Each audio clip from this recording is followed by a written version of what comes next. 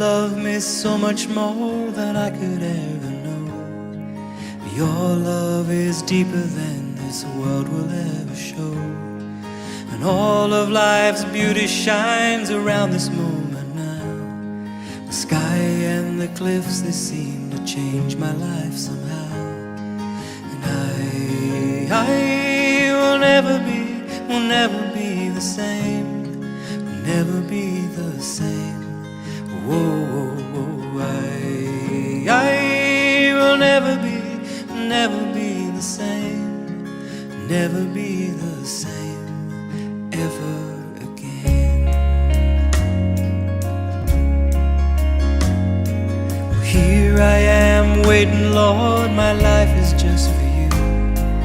Please unfold all the plans that you would have me do. And if all the world's just a breath and nothing's here to stay, then all of the love we feel will save us anyway. And I will never be the same, will never be the same. Whoa, I will never be the same, will never be the same ever again.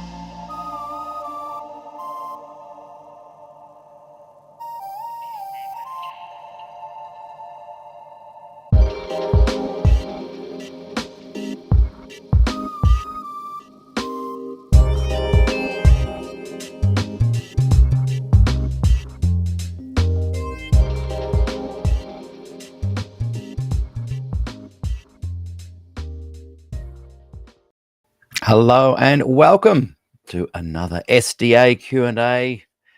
I am your host for today, Peter Dixon. And how was your weekend? What did you guys get up to? Let me know in the comments. Did you go to church on Saturday or Sunday? What was your experience like? Tell me all in the comments. Those listening on the podcast, if you are listening to season 2, which is slowly being uploaded as we speak, This is me speaking from 2025. You have been listening to programs from 2020.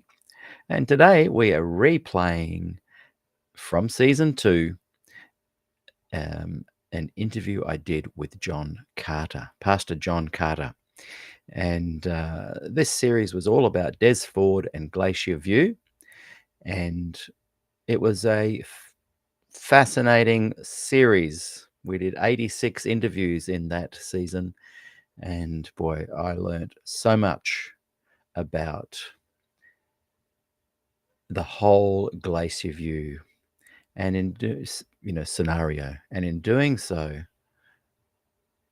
I thought I knew a lot already. I learned so much more about the Seventh-day Adventist Church. So here we are, SDAQ&A, a former Adventist looking in from the outside, revealing Adventism, one interview, one conversation at a time. So this was season 2, episode 26. John Carter, he and I chatted for a good 10 minutes before we went live. And I've got to say, he's got a very good sense of humor. He and I were laughing a lot. Some people have said that he put Des down. They heard him put Des down at some public locations, was disparaging of Des Ford. I didn't get that sense from this program. And I think, as Stephen Beagles has said in the comments, that this man would be considered a gospel Adventist. Stephen Beagles has just written, John Carter is one of my favorite speakers. He is a gospel Adventist. Again, as always, I am super keen to hear what you guys have to say in the comments. In fact, the more you like and subscribe and comment, the better everything is for the show. Don't forget, as I just said, the liking and the subscribing. Lean forward. I'm going to see the buttons that you've pressed soon over there on YouTube. We're being joined today by Voice, SDA People's Voice, another group that I founded many years ago. And of course, into SDA Q&A Facebook group, the private group, and 2 channels, our special Des Ford Season 2 channel on YouTube and our normal YouTube channel, SDA Q&A. So 4 platforms today. And I will be checking the like and subscribe buttons. Thank you, everyone, for your support last week. I was able to raise a couple of $100, which was fantastic. I try and put at least 10 to 15 hours a week into SDA Q&A. I love it. I would do it for nothing. But I do have to put a roof over the head for my daughters and food on the table. And it's fast becoming my second career, and I love every minute of it. So thanks for being a part of the journey. And if you'd like to support me, there's my PayPal down the bottom there, paypal.me/Peter Dixon Music. Well, without further ado, we will get on with the program. And at the end, I think Gillian is away today, so I won't be able to have a debrief with her, but hopefully she watches later and gets to enjoy it and share her comments as well. And good to see everyone in the chat as well. It's great. Steve Beagles writes, this channel is kind of like pro wrestling. Well, with that, we will go back in time. And here is my interview in 2020 with Pastor John Carter, Seventh-day Adventist evangelist extraordinaire. I just ran to the kitchen to get some water and I'm out of breath. Well, if Des were around, he'd be speaking seriously. I know. Because, any reason I've survived so long is because Des taught me the virtue of walking and jogging. Yeah. Mm-hmm. I should do these interviews with a head attachment, phone here, go Zoom live while I'm walking. If Des were here today, he'd say, let's go for a walk. Yeah. And that's not a walk, it's like a marathon. Mm. when I did the interview with him 2 or 3 years ago for the first 3 interviews on the podcast were with Des. Mhm. And he'd just come from like a 2.5 hour walk along the beach up there. That'll be, of course. Yeah. Yeah. Okay, well, let's officially do our welcome. Hello, everyone, and welcome to SDA Q&A. I'm Peter Dixon, and today I'm joined by the celebrated TV evangelist, John Carter. Good to have you here, John. Mhm. Great to have you here. Really Thank look you. forward to this. So, yeah, just the podcast runs separately to what we're doing here. This is the live video that goes to our special little Facebook family group. It's a private group. Yep. But later on, we'll be exposing you to the world with YouTube and, Mhm. of course, the podcast. We've had a great little chat before coming on air. We should have just had that because that was, we thought that was all right, didn't we? It was good. I'd like you to share that little story while I get my breath back. Share the Des Ford Harley story. You want to hear that story again? Yeah. Yeah, well, in my last year at Avondale College, this is going back, about 200 years, but I had been selling books around Western New South Wales in my last vacation. And I had this big old Harley Davidson that my father had graciously given to me. It was bright red. The brethren in South New South Wales called it the Red Dragon. Anyhow, it was a 7.9 Harley, had a big bucket seat, Nice. a great bike. There's nothing much better, Peter, than riding down a country road, especially at 7 o'clock in the morning, when the birds are being frightened out of the bushes by the thump, thump, thump, thump of the Harley between your legs, and the wind is blowing through your hair, and you've got your goggles on, and, it's a great experience. I loved my Harley Davidson. This is my Harley jacket, not the original one, of course. When Des saw the Harley Davidson, he said he wanted it. He said, I've got a family, and he said, I've got children, and I want to get out into the fresh air. Avondale in those days was not fresh enough. Can you believe it? Incredible. Avondale, which seemed to be 1,000,000 miles from nowhere, Yeah. on a path that was crossed, say, by folks that are lost. Out in the bush and dirt roads. On McGuinness McGee had a shanty, Yeah. the great poem. Yeah. Now, McGuinness McGee has been made a JP, the song. So Des said, I need to get my family out into the fresh air. The only place that had fresher air than Avondale College in those days was Antarctica. But he never knew this. And so Des and I agreed upon a miserable sum of money. And I can remember his opening up his paycheck and giving me his whole paycheck. For a theology teacher at Avondale College, that was not a lot of money. And so I sold him my Harley. And then I went out. He said, everybody can't sit on the Harley. I said, oh, big news, eh? And so he said, can I get a sidecar? And so I think we put an advertisement in the paper or something. I don't know how we did it so long ago. And I went out to Toronto, to the lakes. It was Toronto. I can see the place. Isn't this amazing? Yeah. I can see the trees. I can see the house. And underneath the house was a motorbike exactly the same. Wow. Exactly the same, with a beautiful sidecar. And so we got the college truck to come out, and I got the sidecar off this Harley, and I put it onto my Harley, and that's how Desmond Ford became the owner of a Harley Davidson 7.9 model, big Harley with the big bucket seat and this great sidecar. Wow. He'd take his family out riding in on this motorbike and in the sidecar. And you got yourself another Harley. Yeah, but no, we gave that to Des also because he paid the £5 For the. If you were to buy that thing today, it'd be thousands and thousands. I know. I mean, especially red ones.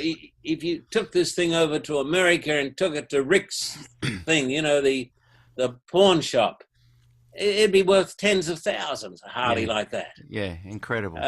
I can remember on one occasion, I showed Des, this is how you write it. I taught him for days and days how to write it. But Des had many, many good theological ideas, but he had no ideas at all about mechanics. I mean, zero. Zilch. One day I was studying in the dorm up on the 3rd floor, and I heard a voice, John. I look out the window, there's Dr. Ford. He says, the Harley's broken down. Oh, I said, it's broken down, Des? He said, yes, it won't go. He said, can you come?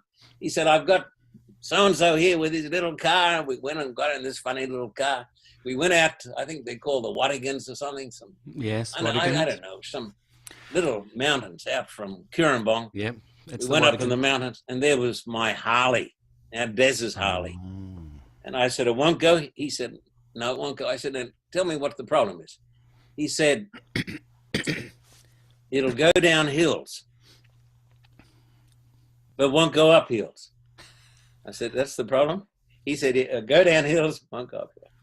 Well, I said, let's see how much petrol it's got. He took the cap off, looked in. It had this much petrol.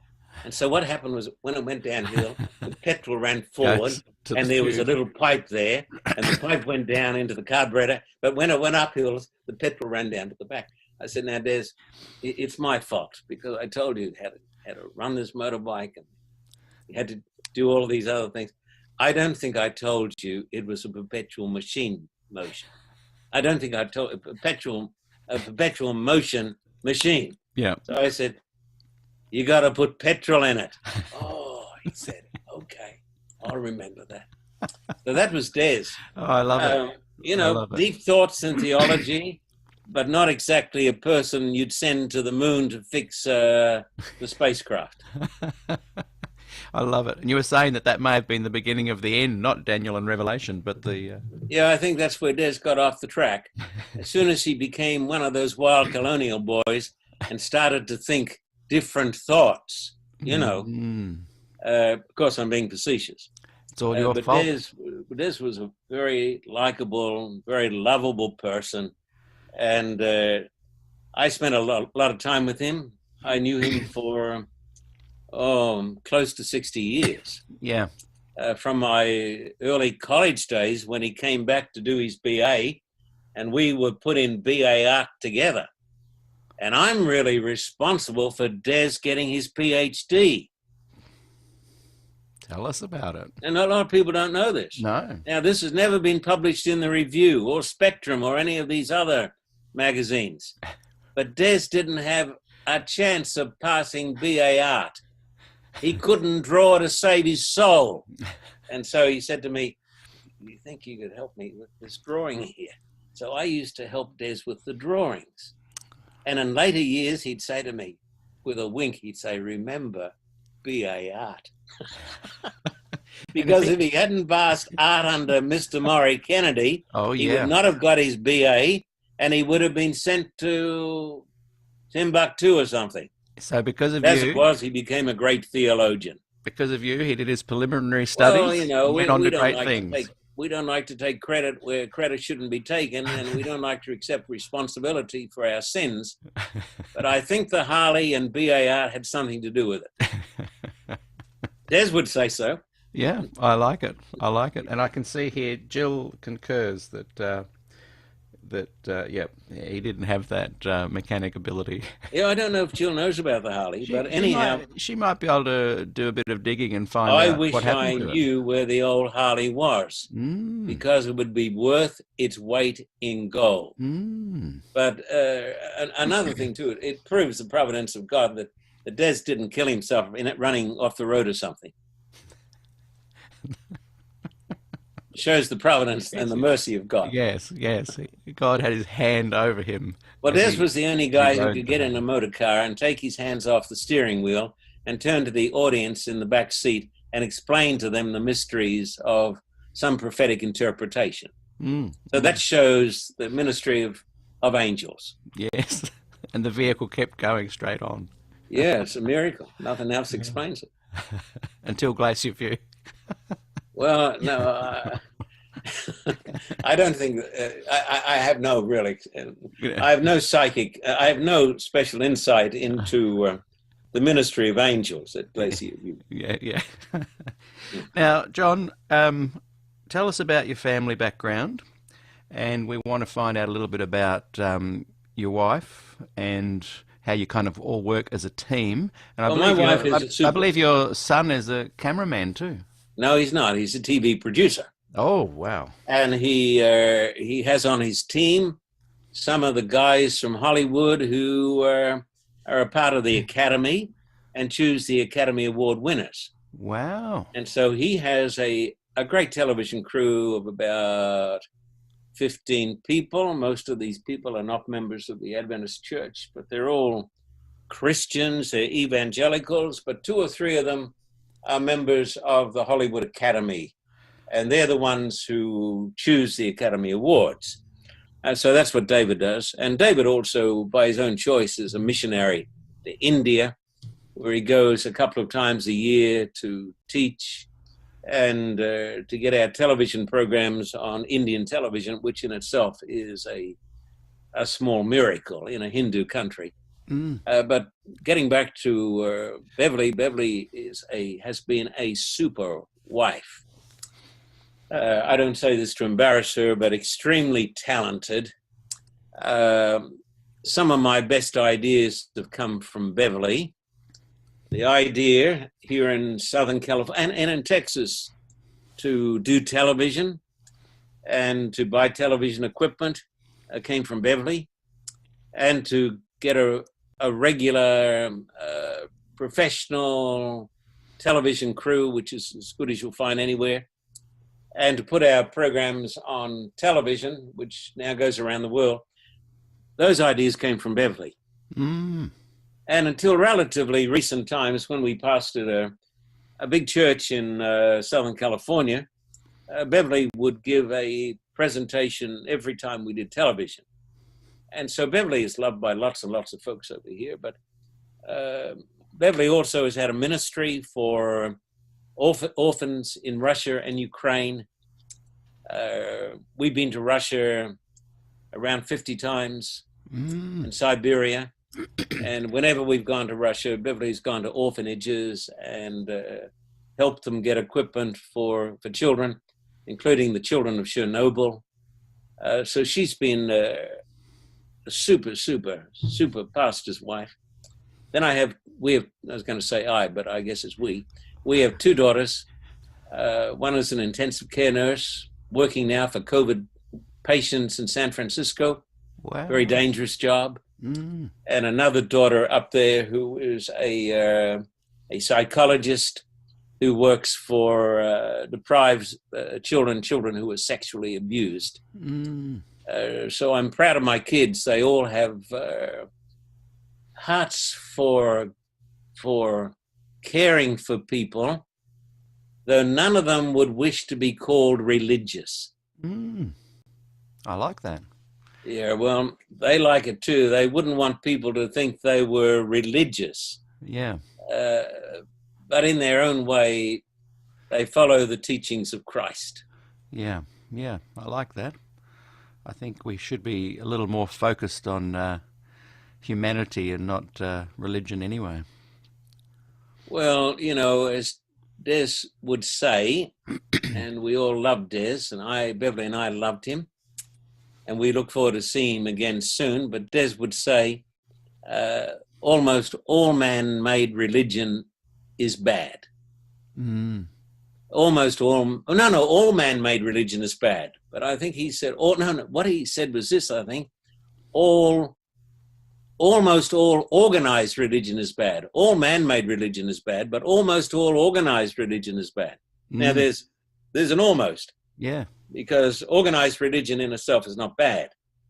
But in the world today, almost all organized religion is pretty nasty. Yeah. As you can see from the religious right here in the United States of America today, which has turned millions away from God and from Christ. So my kids who work in San Francisco, who go out on street protests to protest discrimination, and who are like Julie, who with her husband, he's an anesthesiologist, but Julie is right on the front lines dealing with COVID-19 patients under terrible circumstances, where they run out of masks in American hospitals, where now today it is a terrible, terrible situation. Today, up to today, 127,000 Americans have died from COVID-19. And today there were another 41,000 people infected with COVID-19. And Dr. Fauci, one of the world's eminent doctors in this area, says it appears that soon in America we'll have 100,000 infections a day. And so the doctors and the nurses are on the front lines, and they're heroes, and they're putting their lives on the line. And I'm glad to have two members of my family that are on the front lines. You'd be very proud of them. And I'm concerned for them. Yeah, you'd be very proud of them. I am proud of them. Yeah. Tell us about your own family background. Were you born Adventist? Where did you grow up? No. My father was a Roman Catholic, an Irish Roman Catholic. My mother was an Australian with an English background, sort of Protestant, who didn't go to church either, Anglican. And many, many, many years ago, after the Second World War, some years after the Second World War, a great American evangelist came to Australia by the name of Clifford Reeves. Clifford Reeves. I met his son a number of years ago. He was a pastor here. And Clifford Reeves ran what we Aussies call a mission. In America, they often call it an effort. Oh, yeah. Because for them, it must be an effort. Imagine calling preaching the gospel an effort. What are you doing? I'm running an effort. I mean, how sad. Where's the good news of the gospel? But Clifford Reeves came and ran a mission. And my mother went to that mission and became an Adventist, but not a Christian. No knowledge at all of the gospel of Christ. Yeah. And so for most of her life, my mother had, I would think, no real knowledge of the gospel. But later on in her life, and I think I may have helped in this a little bit, my mother came to start to see the gleams of the morning about the gospel. And my father came to one of my meetings, and when I made an appeal, my father put up his hand. And my father became an Adventist, and I believe an Adventist Christian. And so I think, by the grace of God, I will see them again. So I wasn't brought up in what you'd call a Christian home. I was brought up for a long time in a good fighting Adventist home. Then I went to Avondale College, where your father, I think your father in that year was the assistant preceptor. Yep. And I found Christ at Avondale College. Like Paul met Christ on the road to Damascus, a dramatic conversion. What year was that? Oh, that was about 1743. That was when your father was a young man and you were not even a gleam in your father's eye. That was in the year AD, Anno Domini, in the year of our Lord, 1956. 56, yeah. And tell us about this road to Damascus experience you had at Avondale, and tell us about some of the people that influenced, helped you get there. Now, what I'm saying now, I can't speak about Avondale today because I haven't been there for many years. I've been back to, I think I've been back to one gathering, after They have a thing where they come back from the year they I graduate. was there that year that you were there, and I Yeah, remember a really wonderful thing you did. You had a book that you'd written at the time, and you gave everybody a copy. no, I didn't write that book. That was a book that was written about me. Oh, okay. Yeah, There was a book yeah, it was a big book. It was with a published picture by of the you on it. Science Publishing Company. So After that, I think they almost went broke. But besides that, I was asked to be the speaker for the class of 1960, yes, I think. I didn't graduate until 1961, but I went back for that, and that's 10 years ago. Mm. And I think, and I've been back for a couple of big rallies at the village church in the last few years, and I went back for at his request to take Graham Bradford's funeral. Yes. That was in the Avondale Cemetery, and then a special service in the Avondale Church, the college church. And so that's a little preamble. You know, I love Avondale, but I don't know much about it today. But I do know when I went there, the Spirit of God was in the place. Yeah. It was a powerhouse for Christ and his truth. And I heard great Bible preaching. I heard an English preacher by the name of Pastor Ron Vince preach a sermon on the God-filled blank. It's a pretty good title after so many years. The God-filled blank. And he said, in every person there's an emptiness. It's a blank. And as St. Augustine said, our souls are made for God, and they cannot rest until they rest in him. So he spoke about this. And I said, I'm the guy with the emptiness inside. I just turned 17 years of age. I went to college when I was 16, just turned 17. And through the ministry of another student, Tom Ludowisi, Dr. Tom Ludowisi, I found Christ, or better still, Christ found me. And I was born again and filled with joy and full of glory. I felt that God had reached out and actually touched me. I could tell you stories about this, and I'm not a charismatic, but I felt the hand of God in a marvelous way. And then I think it was in the year 1958, Des came back to finish his BA. And that's when we did BA art together under Mr. Maury Kennedy. And I did his paintings for him.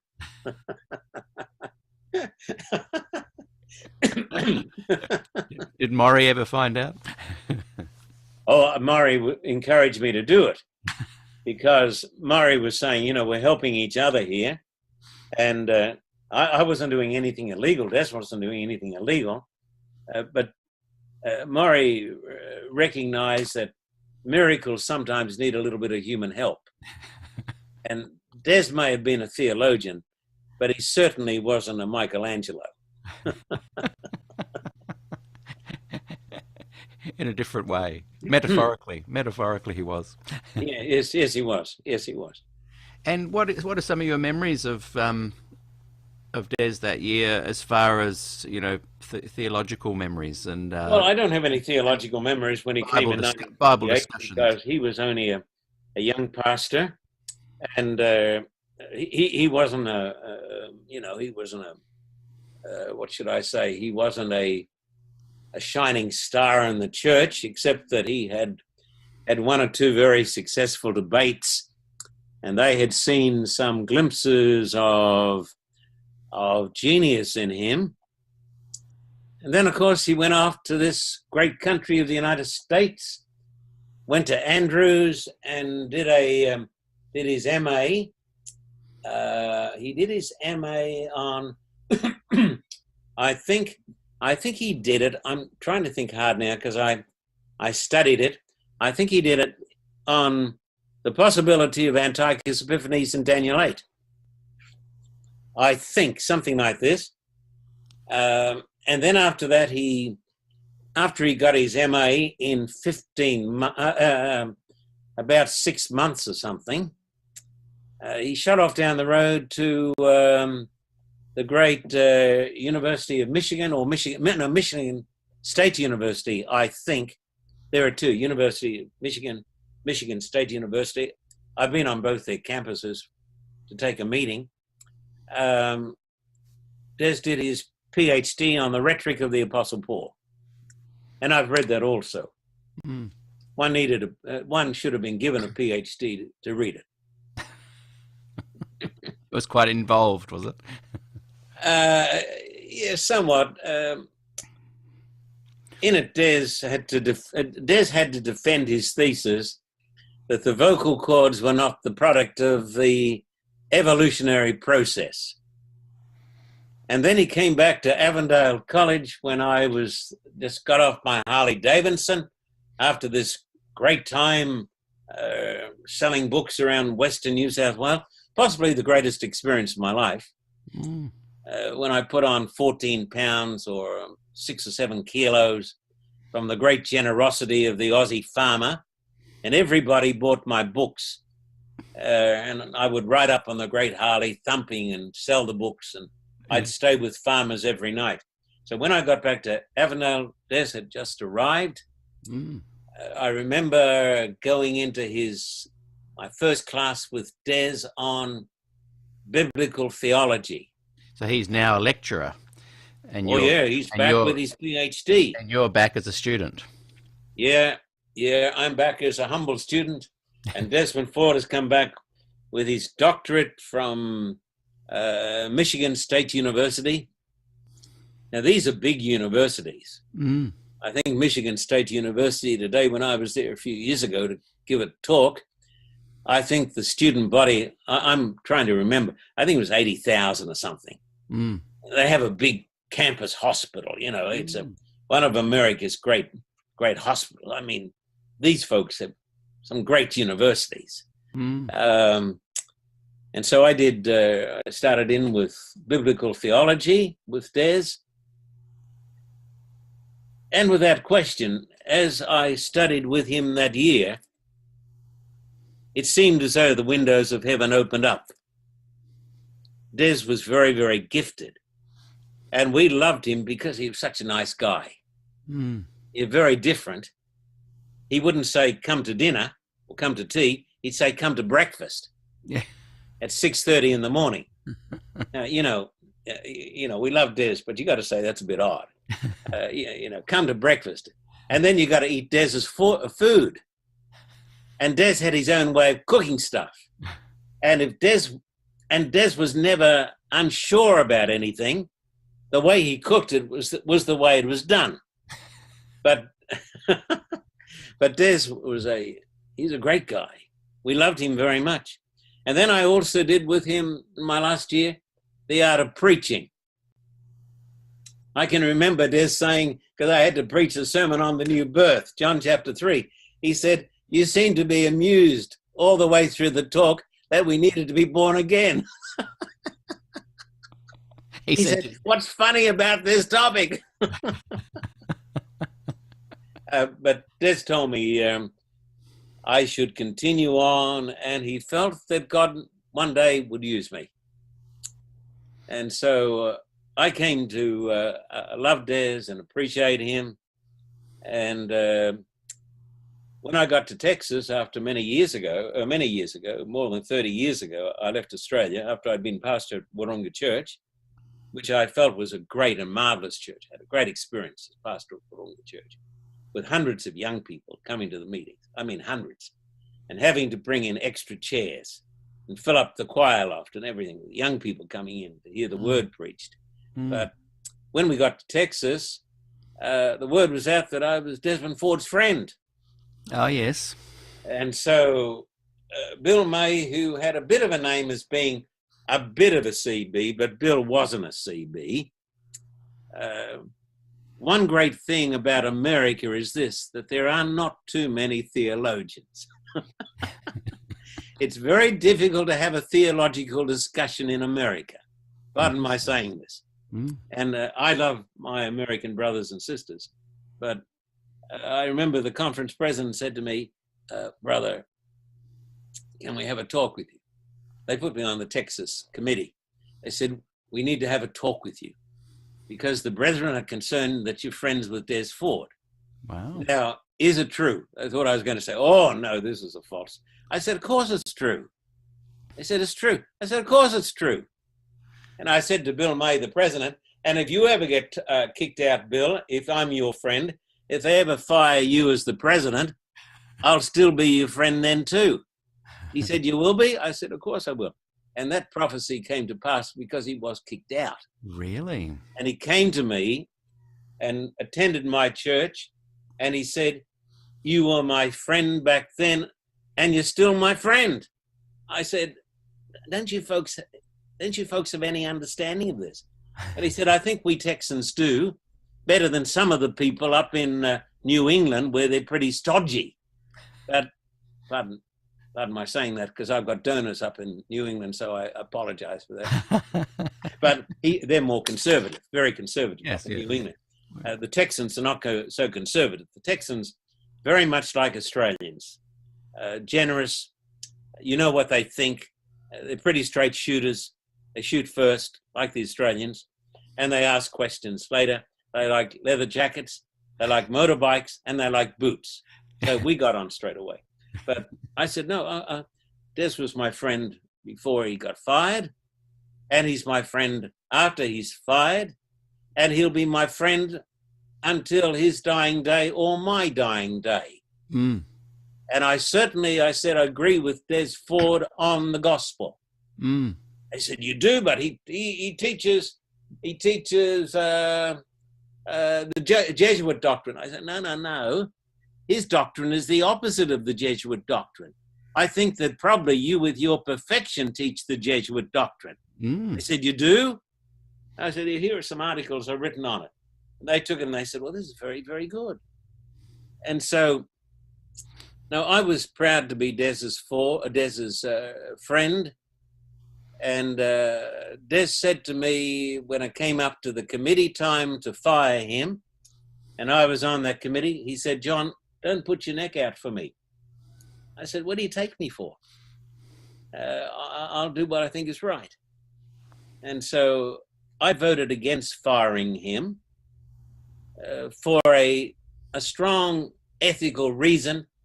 I've regretted some things. I've never regretted that. Mm. My viewpoint is I have a great theologian friend here who in America, and he's a very good friend. He's famous. We both agree on this, that unity is not uniformity, and it's not conformity either. Yeah, exactly. And so in our church today, there are many, many people who think that when a church leader says jump, you've got to say how high. Mm. So I believe in unity in the body of Christ, but I don't believe in conformity or uniformity. Mm. I believe in thinking for myself, so help me God. I like that. Glad you do. I want to come back to... Finally met somebody who does. Yeah. I want to come back to some more of that later because I want to get your opinions. You can let this percolate in the back of your mind. I want to talk about the compliance document later. I'm going to percolate off and have dinner soon, but anyway. Yeah. Are you contracted for 2.5 hours? Not 2.5 hours. Keep going. I want to come back to compliance document. I want to come back to that committee as well a little bit and just dig a bit deeper into that. But before that,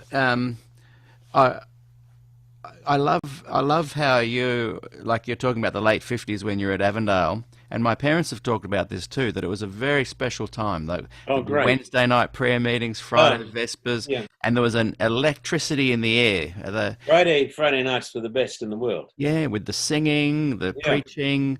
There was real positive focus going on. Yeah, terrific. And I kind of want you to... When was that time that you were taken aside by that conference president? What year was that roughly? I got a call after I was pastor of Borunga.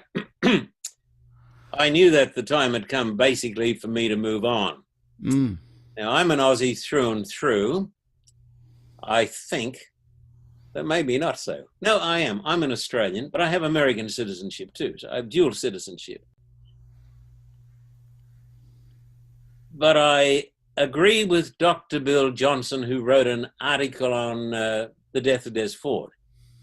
It was published in Spectrum. When Dr. Bill Johnson wrote it, I sort of took slight offense, and I wrote a little article in response. But Bill was right. He said that politics in Australia are very bloody things. Knock down and drag out. I think, I say this as an Australian, Australians have some very wonderful, wonderful characteristics. But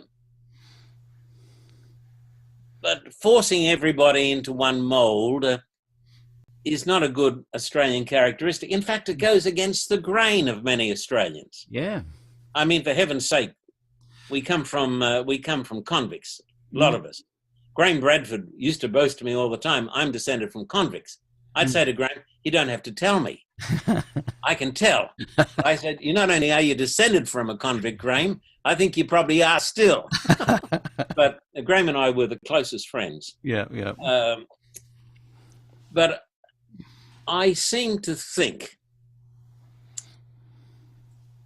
that if it had been left to the Americans after Glacier View, Des would have been allowed to stay on. But I think it became the shootout at the old OK Corral. And so Des disagrees with the church on a date and a few other things. But, you know, Des was prepared to go along, I believe, with the consensus document. You know about the consensus document? Have you read it? I haven't read it, but I know it's got 20 points, and I've got the summary in my head. There's two documents. There's the consensus document, and then the little 10-pointer that followed. Well, the consensus document was written by Bill Johnson and some other really good theologians. It's a very balanced document. Now it says, for instance, the expression within the veil in the book of Hebrews. Now, this was approved by all of these guys at Glacier View. Neil Wilson and all the, as the Australians say, all the heavies. Yeah. So it says that as the high priest went into the most holy place on the Day of Atonement, so Christ went within the veil. And it quotes the book of Hebrews. Now, I don't think the church had ever said that before. And so Des agreed on that. Neil Wilson congratulated him, was happy, and this is where it should have ended. Des should have been, I think, free to go and continue his ministry and stay off controversial topics. And the controversial part was a very small part of it. But they should have united around the consensus document, and they agreed to do this. But then, as Bill Johnson says, they brought in this other thing, which was a very rigorous, hard document. Wasn't it Neil that brought in the other document and kind of manipulated the 5 or 6 people like Norm Young and the others presented a deeper... I can't say, but I do know when Des was fired when I was on the committee, it wasn't because of the consensus document. No, it was because of the 10-point document. Now, I know the consensus document. I've read it many, many times. And I think with Bill Johnson, it's a very good document. Des thought it was a very good document. Yeah. Now, it certainly didn't agree with Des on everything. I would not think. No. But it didn't have to. No, he said he could live with it. Yes, he said he could live with it. And I think this was an opportunity to unite. As a pastor, I believe in unity in the body of Christ. I don't believe in the shootout of the OK Corral. But I think the church in Australia became so polarized. I was running a big campaign in the city of Melbourne, in the Dallas Brooks, and it was not being blessed, it was being greatly blessed. We had thousands of people coming. and we're talking about not members of the church, thousands of people, Roman Catholics, the works. The place was filled, and there was a spirit of glory in the air. I had the best mission team I think I've ever had anywhere in the world. Great pastors. I mean, I'm telling you, you wouldn't find them anywhere else in the world as good. They said to me, we want you to go up because you're on the division committee, and tell them, don't fire Des. Let us have harmony and let us have pastoral responsibility. So I went up as the representative of the ministry from Melbourne. To this is now post Glacier View. Yes, this is when Des is getting fired. Yeah. And what was the committee called? The Australasian Division Committee. Or the South Pacific Division Committee. And the focus of that meeting was to decide whether he's fired or not. Not really. The focus of that committee was to rubber stamp that he should be fired. Right. No, right. there was discussion. Yeah. A number of people gave excellent speeches, but the feeling was, no, Des doesn't follow these points. And you're saying now the 10 points, not the 20. Yeah, I think so. The consensus document was never, I don't believe it was ever put forward. Now, you know, we're going back many, many years. Before we dig into that part of it, I'm just interested to know if he agreed with it and the 10-point document statement came along during that same Glacier and wasn't week, voted. Glacier View week. It wasn't voted. No. It's largely agreed that it was Neil Wilson that made sure that that 10-point statement came in. I don't know. The person who would know better than anybody would be Dr. Bill Johnson. Now, yeah, I'm pretty sure his comment, because we've interviewed him as well. Bill Johnson is truly a scholar and a gentleman. Yeah. He's a scholar and a gentleman. Bill was concerned because he felt they had the consensus document. It was voted by the whole lot. And then this other document is brought in. It's not even voted, but it's used to hang Des at Wurrunga. Yeah. But in many ways, it was, like you said, a rubber stamping of it. His fate was already chosen. So much because there was some discussion. There were some of us who opposed his firing, and this is one reason I came to America. Because after that, I ran a big campaign mission in the Sydney Opera House, and then in the concert hall. It lasted for 26 weeks, I think. Yeah, I went to one of those too, actually. We ran in, then I was the pastor of Wurrunga Church. And in those days, Peter, it was a great church. Yeah. There was no room in the church, packed to the doors, people I went to your opera house one too, one of the nights, or several of the nights, actually. It was fantastic.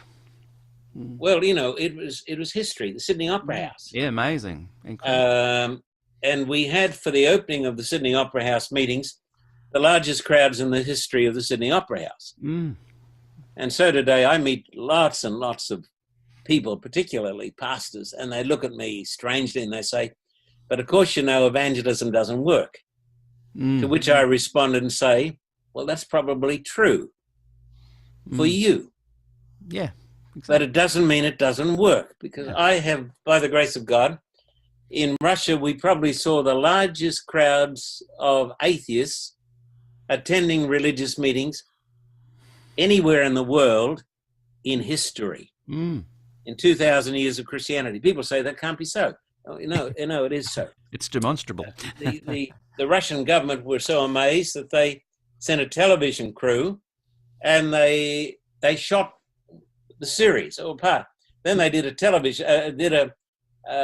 primetime special on Russian television from coast to coast, set to the music of the Russian Orthodox Church.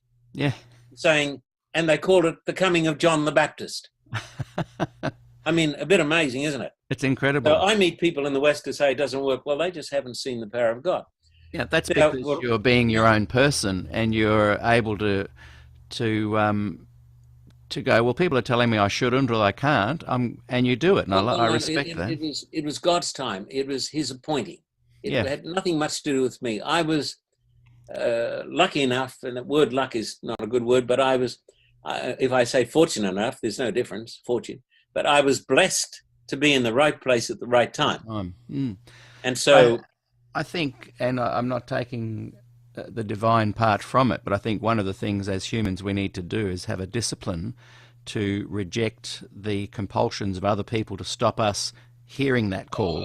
Of course. And so, you know, in our church you've got today, to there is respect to that.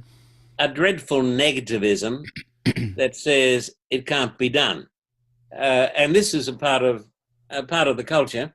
And to a great extent, I say it sadly, it's a part of the culture in the Adventist church today. They say it can't be done. Now, we ran a series of meetings downtown Los Angeles, which is the hardest place in the world, except New York. And we hired a theater that seated 6,600. And we opened up there. Los Angeles is where you got freeways. We started with 4 sessions and was packed. So we had 25,000 people downtown. And this went on for weeks, packed. So, you know, I know it can be done. Yeah. But what I'm saying is this. One of the reasons I possibly left Australia after what the glory we saw at Wurrunga was because of a growing sentiment that says it can't be done. Now, there was one great thing about Desmond Ford, a number of great things, but Des was very determined. And if Des thought something was right, even if he was out on a few points, Des would die for it. So, you know, that's why I have always respected and admired Des, because he had the guts of his theological convictions. Yeah. He was not a wimp. Yeah. He was not a reed waving in the wind. Yeah. I like that. And you don't have to, and he would be the first to say it's not about being right, but it's standing up for your right to speak your rightness, what you believe is rightness. Well, I wouldn't be so charitable, because Des really thought he was right. But however, the genius of Desmond Ford, you know, I was studying Hebrews 9 with Desmond Ford before most folks were even born. In end of 1961, we all had to prepare a dissertation on the book of Hebrews 9. When I read Hebrews and he told me there were certain theological problems there, I couldn't see any theological problems. I was so theologically illiterate. I was in the same stage as most people. These expressions within the veil and the holiest of all, and all of this. So I studied those under Des, and I was mystified and studied it intensely until the seminary extension school. And then Des was one of the teachers, as well as Siegfried Horn. Now, 2 great teachers. No greater teacher anywhere in the world than Dr. Siegfried Horn. Professor Albright said his greatest archaeological discovery was Siegfried Horn. And Albright was possibly the greatest biblical archaeologist of the 20th century. I had the privilege of studying under Siegfried Horn. Des passed out a single little piece of paper that said, give the theological connotations of the eschatological connotations of Daniel 8:14 in light of the Day of Atonement. Now, goodness me. Now, some of my dear colleagues who hadn't had my background with Des sat there and they said, we don't know what he's even talking about. I knew exactly what he was talking about, and I wrote for 2 or 3 hours. So I understood where Des was going, and I understood what he was trying to do. I understood the problems he was grappling with, but over and beyond those problems, because ultimately, in my humble opinion, some differences in prophetic interpretation don't matter a hill of beans. Mm. You know, who cares? I mean, I was having dinner in Atlanta with one of the vice presidents of the North American division. And what I'm going to say here is not going to please anybody. It won't please Des' strongest supporters, and it won't please his detractors. So I've usually been on nobody's side, but I've been Des' friend. And this vice president said to me, tell me, he said, I've known you now for years. And he said, can I ask you a question? He said, I think you'll tell me the truth, won't you? I said, oh, I think probably. He said, what's the difference between Des Ford as far as latter-day events? Basically, what's the big difference? So there was a napkin there. I got the napkin. I got a pen. I wrote this. Well, Des Ford, we believe, Adventists believe, that the judgment started at the end of 2,300 days. They believe in the Judea principle. It started, as Siegfried Horn pointed out, in 457 BC, with the going forth of the creed, all the rest of it, and it finished in 1844, and that's when the pre-Advent judgment started. Okay, said the Vice President of North American Division. What does Des believe? Well, I said, Des believes in the pre-Advent judgment, but he puts it at the close of probation. He said, no, there's got to be a lot more to it. I said, well, yeah, really, there could be a lot more to it. But I said, that's making it simple. It's the place where you put the judgment, because we believe in the judgment. And he said, but Des doesn't believe in the judgment. I said, no. Des believes in the judgment. He believes in the pre-Advent judgment. But it's not a long process. It happens at the close of probation. But then he said to me, looking like an owl, we were eating in a pizza place where Des would never have eaten. He said to me, there was much ado about nothing. I said, I think it was. He said, well, what? But Des preached a different gospel. I said, have you heard me preach? Yeah. I said, have you heard me preach on the gospel? That we're saved by grace, through faith, that not of ourselves, that justification is not the making, but it's the declaration that the filthy sinner is righteous, not because he really is, but because of the merits of Christ. He said, but Des wouldn't believe that. Des didn't believe in the 10 Commandments of the law. He did away with it. I said, no, they're all lies. What you've heard me preach on the gospel is heart and soul of Des's theology. And I can introduce you to numerous theologians, even in the Adventist church, who believe exactly the same as what Desmond Ford teaches. And so, well, his assessment was, and this doesn't please anybody, of course, if it was a question over dates, then it was much ado about nothing. And, my work, Peter, is I'm living in a country now where 127,000 people have died. Another 41,000 people got the infection today. I've got an office up the road at Moore Park. When I went there today, everybody's wearing a mask. We can't talk to each other. After we turn any knob, we've got to wash it down, clean it down. There are people dying around us. Dr. Fauci says the number could go to hundreds of thousands who are dying. So I believe, very simple philosophy, I believe that the greatest need is to bring Christ to the lost. And there are lots of lost people around us. So I believe, I believe that the church, to a great extent, has a caretaker ministry.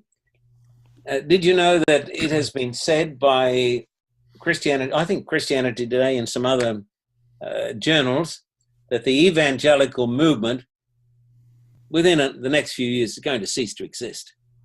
It's going to self-destruct because it's become so vacuous and so corrupt. So what the church needs, as Moody said, less dinners and get after sinners. I believe. Now, I had the privilege of baptizing Paul Mickelson. Have you heard of him? I've heard of him. Yeah, he was on the Billy Graham team. He used to play the organ with the big choirs and so forth.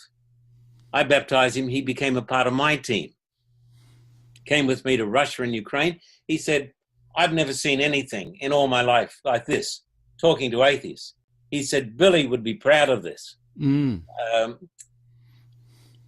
So I believe very much in the philosophy of some of the great preachers like HMS Richards, George Vanderman, who became my dear friend, Dr. Billy Graham, and others who believed, as Moody said, less dinners and get after sinners. And I believe that the gospel that Desmond taught is the true gospel that has in it the power of God for salvation. And I believe that in many Adventist churches, pardon my saying it, because I've been a pastor, people say you're an evangelist. No, I'm not an evangelist. I don't have enough money to be an evangelist. I'm a pastor, because when I run an evangelistic campaign, it may cost $1 million. I don't have that sort of money all the time, though people send it to me. But I believe that the gospel that Desmond Ford taught overshadowed everything else. And I believe that Desmond had the truth on the gospel. Though he was not a perfectionist and he wasn't a legalist. Does Did you ever hear believing... him preach? Sorry? Did you ever hear him, Des, preach on the gospel? Yes. Well, when Des was a young guy at Avondale, Des was like a machine gun. And every line of his utterances was pregnant with meaning. Isn't that a nice line? So Des was full of marvelous insights. Yeah, I interviewed Ken Samples on the show, and he was a mentor and a protege, as you know, of Walter Martin. And Ken Samples from Reasons to Believe. Yes. Yeah, Well, I know those guys. I have, and he said that the gospel that he heard from Des and in Des's writings, yes, and the big 1,000-page book that he wrote was the best presentation of the gospel he'd ever heard. Look, I have interviewed Hugh Ross numerous occasions. The last 3 books that Hugh Ross, Reasons to Believe, has put out, he's asked me to put an endorsement in the front of the book. So they try to present Christian evidences. Brother Samples is a wonderful Christian. That whole group had my team to go down there to their place, and they put on a great lunch for us of celebration. And so we have a wonderful fellowship with those people. And so Des did not teach a schismatic doctrine. Des taught sola Christus, sola scriptura, sola gratia, sola fide, all of this stuff. I think the importance of those dates, though, and understanding the judgment and the pre-Advent kind of viewpoint is important in that he was saying, let's have the judgment and the atonement at the cross. We don't need another 1844 representation of it. And great that providentially the Adventist Church came out of it. But imagine you've brought people into the church with your evangelical work, as you have, and they stumble across the great controversy, which is still a sanctioned production by the Adventist Church, and they read the Investigative Judgment chapter, and they freak out, and they call you and say, this is not the gospel you taught me. What's the real gospel here? I think I have an answer for that. Now, this is certainly not going to please some of Des's supporters. So when I have been on committees and people have said and brought these things up to me, I haven't pleased anybody, but I'm not trying to. Now, I believe in the atonement at the cross. No question.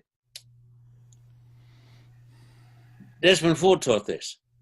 But Desmond Ford, and I know this better than just about anybody, Desmond Ford taught that the Day of Atonement had an eschatological application in the last times. Desmond Ford taught this. Desmond Ford taught that Daniel 8:14, the Day of Atonement, was fulfilled at the cross and consummated at the end of times. You can get this in his writings.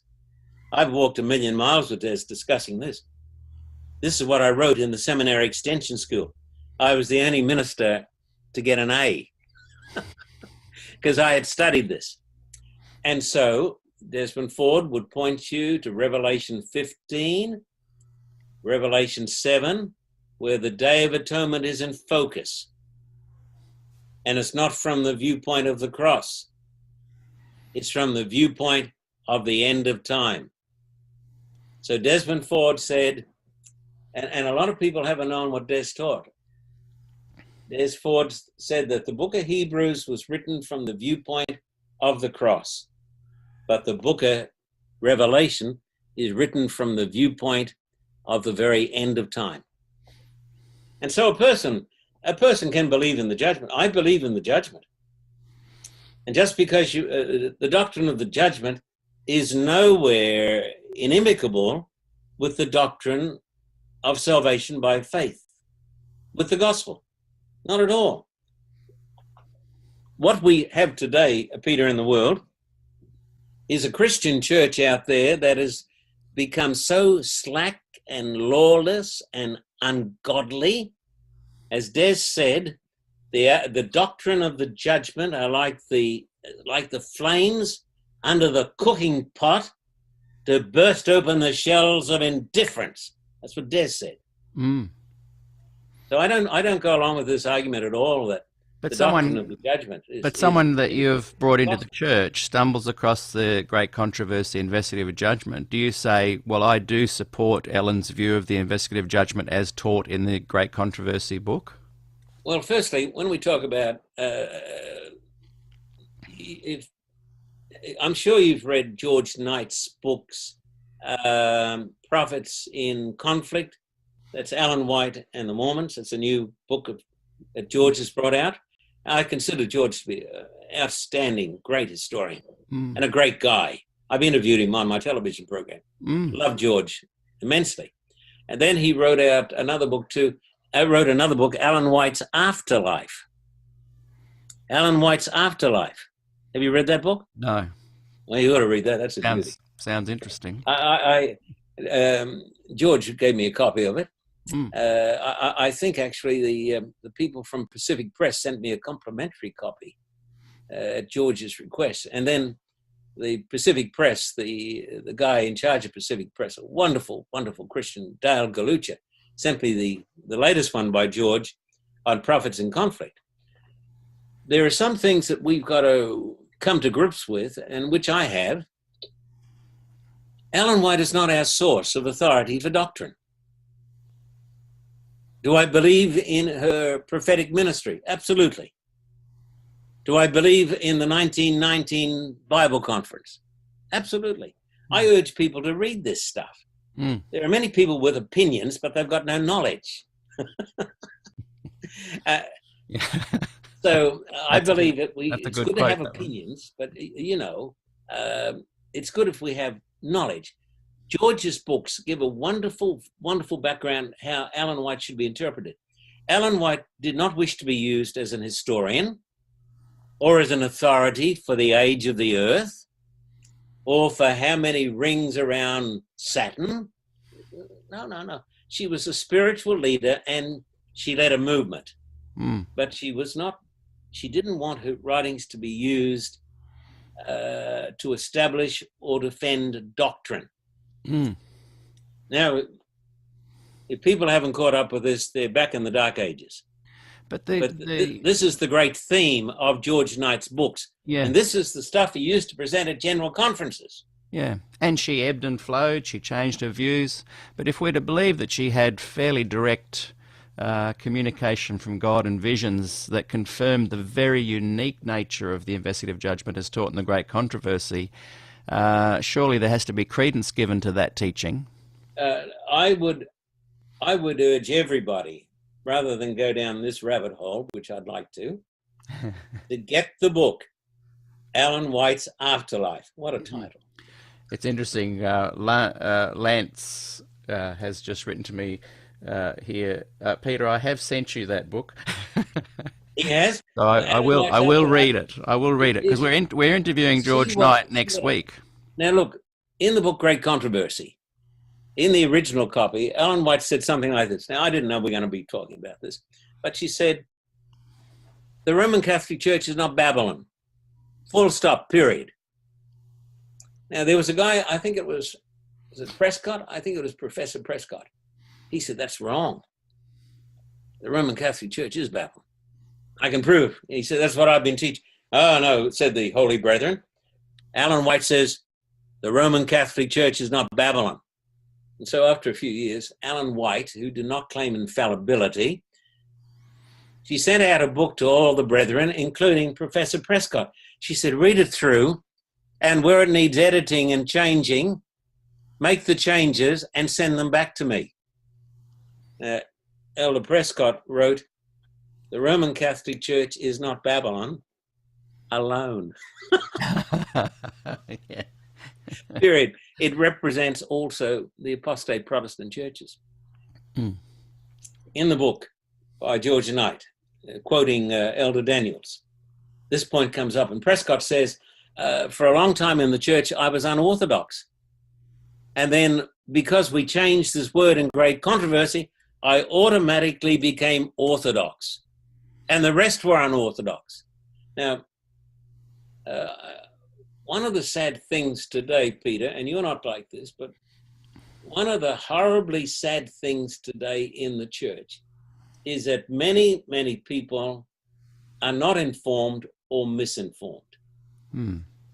And so if somebody came to me and said, "This proves this doctrine of so-and-so in Great Controversy because Ellen White taught it," I would say to them, I have no question at all that God guided in the writing of this book for a certain purpose. But this book was not written to define doctrine. The Bible defines doctrine. Mm. And I would say to them, have you read, the Roman Catholic Church is not Babylon? And then it was changed, it's not Babylon alone. Mm. Mm. And then Ellen White said, now the man who knew more about this than anybody else was Elder Daniels. Mm. He said, we can't take these viewpoints of verbal inspiration, that Ellen White is the last word on doctrine and history and geography and chronology and everything else. He said, we can't take this. He said, I was there when the books were written. He said, she said after they discovered historical errors in her books, she said, well, why don't you fix it? Mm. She said, we got the best we could. And she had a little group of people who were putting these books together. So I would urge everybody to read George Knight's book on this. Mm. And we need to be intelligently informed and work out our ideas. So I would say to any person who came to me with quotes from Ellen White, yes, I accept the prophetic gift of Ellen White. I believe that God raised her up to do a special work, but I am a Protestant. Firstly, I'm a Christian, not a very good one, but I'm a Christian. But secondly, I'm a Protestant. Mm. And as a Protestant, I believe in sola scriptura. Mm. It's not what the hierarchy of the church says.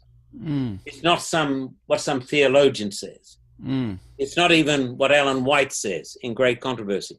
We need to study the scriptures and find out what the scriptures say. Mm. So I would bring people back to scripture.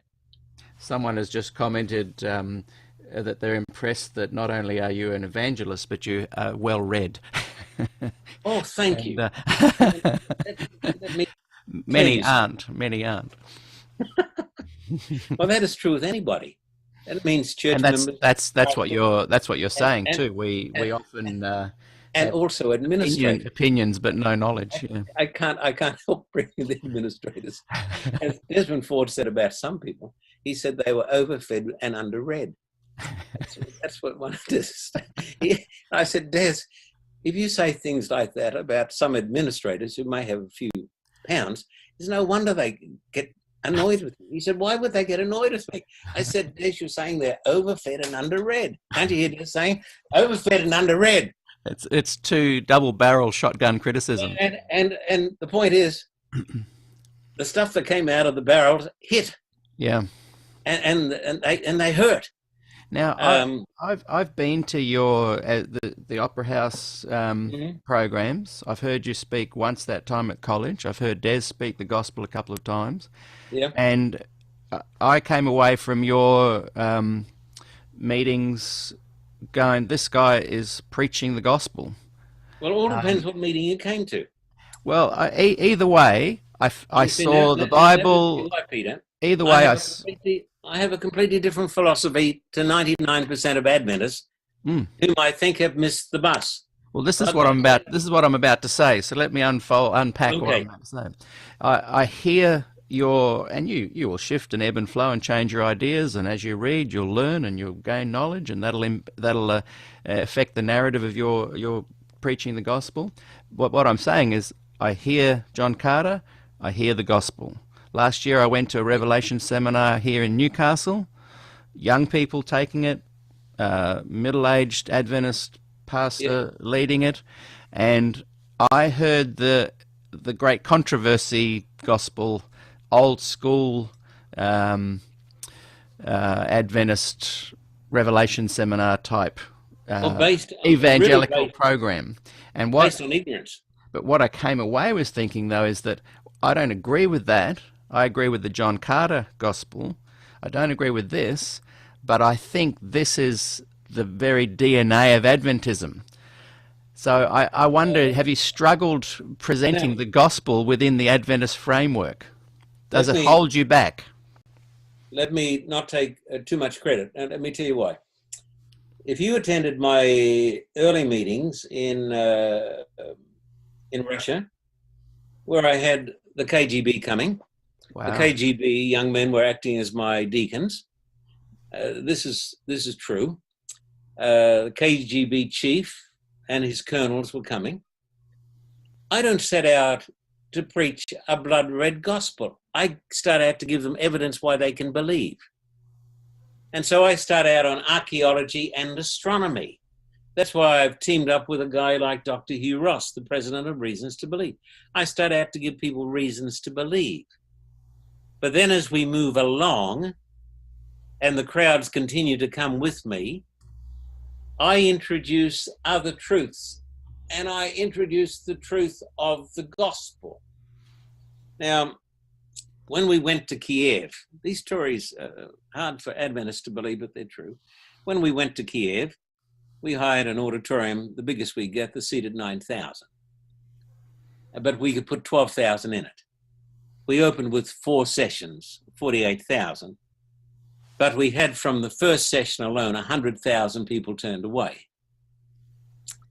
Now, our purpose in those meetings is to give people reasons why they can believe there's a God and he loves them. Before we got there, the Billy Graham team had come, but without Billy Graham, and they had opened in a stadium across from us, and they opened with 3,000 people. We opened with 50,000, and at least 100,000 turned away because we had a different approach. Therefore, in many societies, opening on a pure gospel theme is doomed to disaster. And this is where people have made a terrible shipwreck of evangelism. Yeah. Evangelism ought to be scratching where people are itching. But as an evangelistic campaign moves along, by the 4th night, I'm talking about the man who wrote his own life story before he was born. And one of the main parts of that is Christ on the cross. And I can remember one night in Russia pointing to a great painting I'd had done in Australia, huge thing, 40 feet across. Christ on the cross, bleeding. I turned to the Russians of atheists and communists, and I said, "This is your God, oh Russia." Now, these people had had their heads down, so depressed. Then I had an altar call, and 10,000 Russians came down the front, lifting their hands and weeping. So there's power in the preaching of the cross of Christ at the appropriate time. Many people don't know what the appropriate time is. But if people have if they're preaching a gospel that is not the Pauline gospel, the gospel of Romans 3, so forth, they really need, in a very, very kind way, to be taught the gospel, but not in a self-righteous way. And if young people are running a Revelation seminar, God bless them, they're trying. And just reading scripture in itself is edifying. But where Des helped me immensely, and helped many other people in Australia and America, Des was a very clear voice on the Pauline gospel of justification through faith. And that we didn't believe in perfectionism. You know, Adventism has got a lot of perfectionists. And generally perfectionists are not very nice people, and they're not very happy people. They'll drive more people away from the church than a good evangelist can bring in 100 years. They can do that in a day. So perfectionism, all that sort of stuff, is a terrible religion. It's the religion of the Jesuits. You know, Mother Teresa. Yeah. They found these letters after she died. Yeah. And she had been suicidal, and she had considered committing suicide. And she said she'd never had one happy day. No. And she was terrified of God. Yeah. That's because of the theology that you've got to become good enough before you're justified. And she almost relished the suffering, as that then brings her closer to God.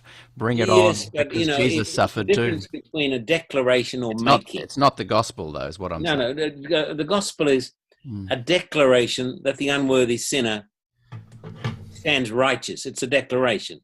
The other doctrine is that justification is a process of making you better and better and better until you're really good, and then you can get through the judgment because you're sinless. That's nonsense, the latter. Yeah. I think I'm hearing what you're saying, and in some ways I can imagine you being involved in any denomination and almost sidetracking some of the doctrines and dogmas of that particular one, and still pointing people to the cross in any denomination. Why are you most proud of your Adventist connection? Is it because you were an Adventist at a young age, or do you think it is an effective vehicle? As Desmond Ford said, and caused a lot of controversy over here in America, he said, I'm not a Seventh-day Adventist by birth. I'm a Seventh-day Adventist by choice. And when I cease to be a Seventh-day Adventist by choice, said Des, I will cease to be a Seventh-day Adventist. Des wrote a marvelous paper a number of years ago called, I think it was called His Vision for the Adventist Church, His Dream for the Adventist Church, or something like that. When people ask me my religion, I tell them this. What is your religion? I say, firstly, I'm a Christian. So I'm not a good one. I don't know any good ones, but I'm a Christian. I believe in Christ. I'm saved by grace. And then secondly, I'm a Protestant. Oh, you're a Protestant? Yeah, I'm a Protestant. I believe in the Bible and the Bible alone. Sola Scriptura, Sola Christus, Sola Gratia, Sola Fide. I know a little bit of Latin. And so I can roll these things. Oh, so you're a Protestant? Yes. So I believe in the Bible and Bible alone. And then thirdly, I'm an Adventist. I'm an Adventist because I believe in the law of God. Boy, that's needed today. Look over here in America where they're burning buildings down and doing dreadful things and closing down police forces. I believe in law. Here they to keep the commandments of God. So I believe in the commandments and the law. I believe in the soon return of Christ. Tremendous truth. I think the Sabbath is a tremendous gift that Adventists have received. The only commandment that points to the gospel is the Sabbath. That's what Des said over and over and over and over again. Des was great on the Sabbath. I believe in the truth of healthful living. Adventists have had a marvelous message of healthful living. That's why Des made it to 90 and why I'm still going strong at my age. Maybe not as strong as I'd like to go, but I'm still going. Bit like the Harley running on one cylinder now. So I believe that Adventism still has many marvelous things to offer. And there's another reason I'm an Adventist still. Yeah. I'm not a perfectionist. And people say, I've left the church. Why? Well, because I'm against perfectionism. Oh, so the church is not perfect enough for you. That's a bit stupid, isn't it? I'm not a perfectionist. I don't expect the Adventist church to be perfect because it's made up of people like me. Now, I want to just do 3 little topics before we let you go. And what time is it there, by the way? Oh, it's getting late. I'm going to run out of blood sugar. It's 7:25 in the evening. Got a little snack. I've just got three things I want to cover. Okay. And I just want to highlight how appreciative I am of you taking this time, because a lot of questions I ask. I'd do anything for Des. Yeah. Des has got me into more hot water because I've defended him. Yeah. Got me, but I knew Des.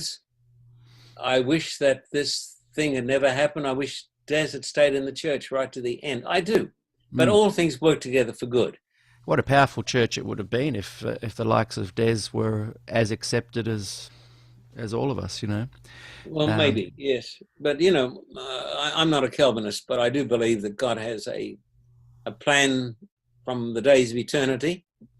And our plan is often not his plan. And his plan is sometimes very uncomfortable. So, in my opinion, 3 points. I'm not going to draw you out on it, but in my opinion, there's a fair bit of evidence that Neil Wilson last minute included these 10 points that Des wouldn't be able to, in all conscience, agree with. Regardless of that, we find ourselves at the committee that's going to put the rubber stamp on his dismissal. You're there. Can you just tell us a little bit about what the year was again, and what was the feeling of all present? What was the vibe? We're going back a long time. I think this committee was in 1980, because I was in Melbourne and I flew up to represent the pastors, and I was on the division committee. They're not after that vote for long.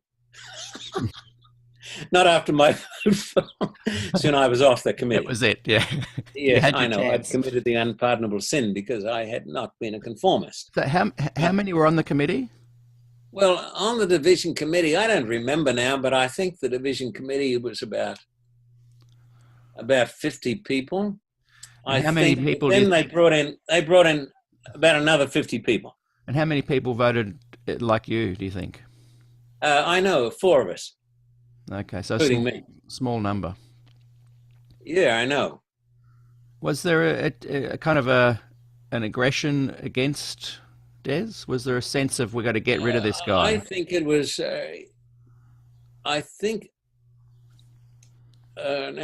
I don't wish to impute any bad motives. I think the brethren had good motives.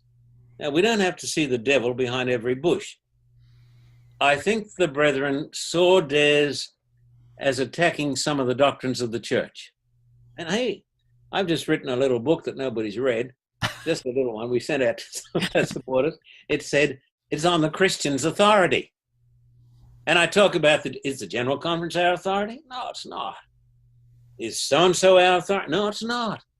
Is some conference committee? No, what is it? It's the Holy Spirit speaking through God's word. And then I quote Ellen White, and then I have these quotations where Ellen White says, I used to say the GC was God's highest authority on earth. Don't say this anymore. So I got this little book on authority. But in this little book, which talks also about the ordination of women in an offhanded way, I say this: when you join an organization, Peter, it's a bit hard for some of us thick-headed Aussies to understand. When you join an organization, you got to march in harmony with the drummer on the great essentials. Now, I run an organization. It's a non-profit organization. It's a religious organization. I had to get a little policy book. Goodness me, it's approved by the state of California, and we give tax-deductible receipts and all that stuff. So it's got to be very much above board. But you've got to have rules and regulations. Now, I'm not talking from my viewpoint so much now as this. But if I've got people on my team and they disagree with me on many things, I say, that's fine. You know, you can think those things, all right.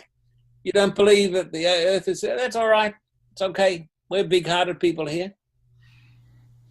But I'm only a little show.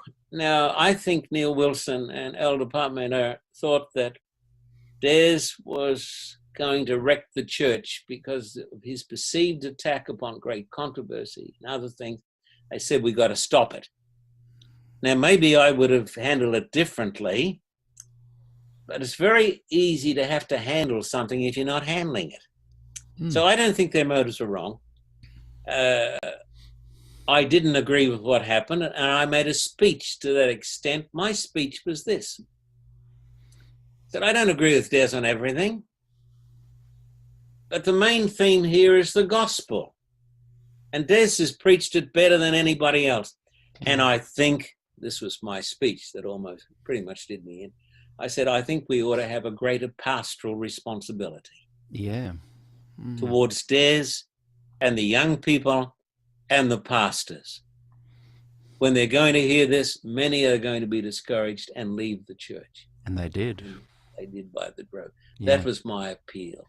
Yeah. My appeal was not for conformity, but let's give this a little time to work out. Yeah. I said, give Des a little time to work this out. At that time, I didn't know too much about the consensus tape. I don't remember now.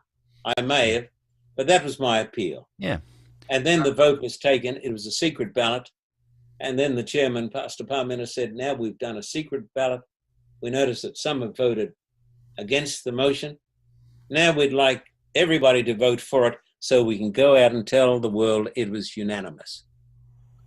And the man sitting next to me, whose name was Bob Parr, the editor of the review, he said, and because the chairman said, now we want you to all stand up so we can say it's unanimous.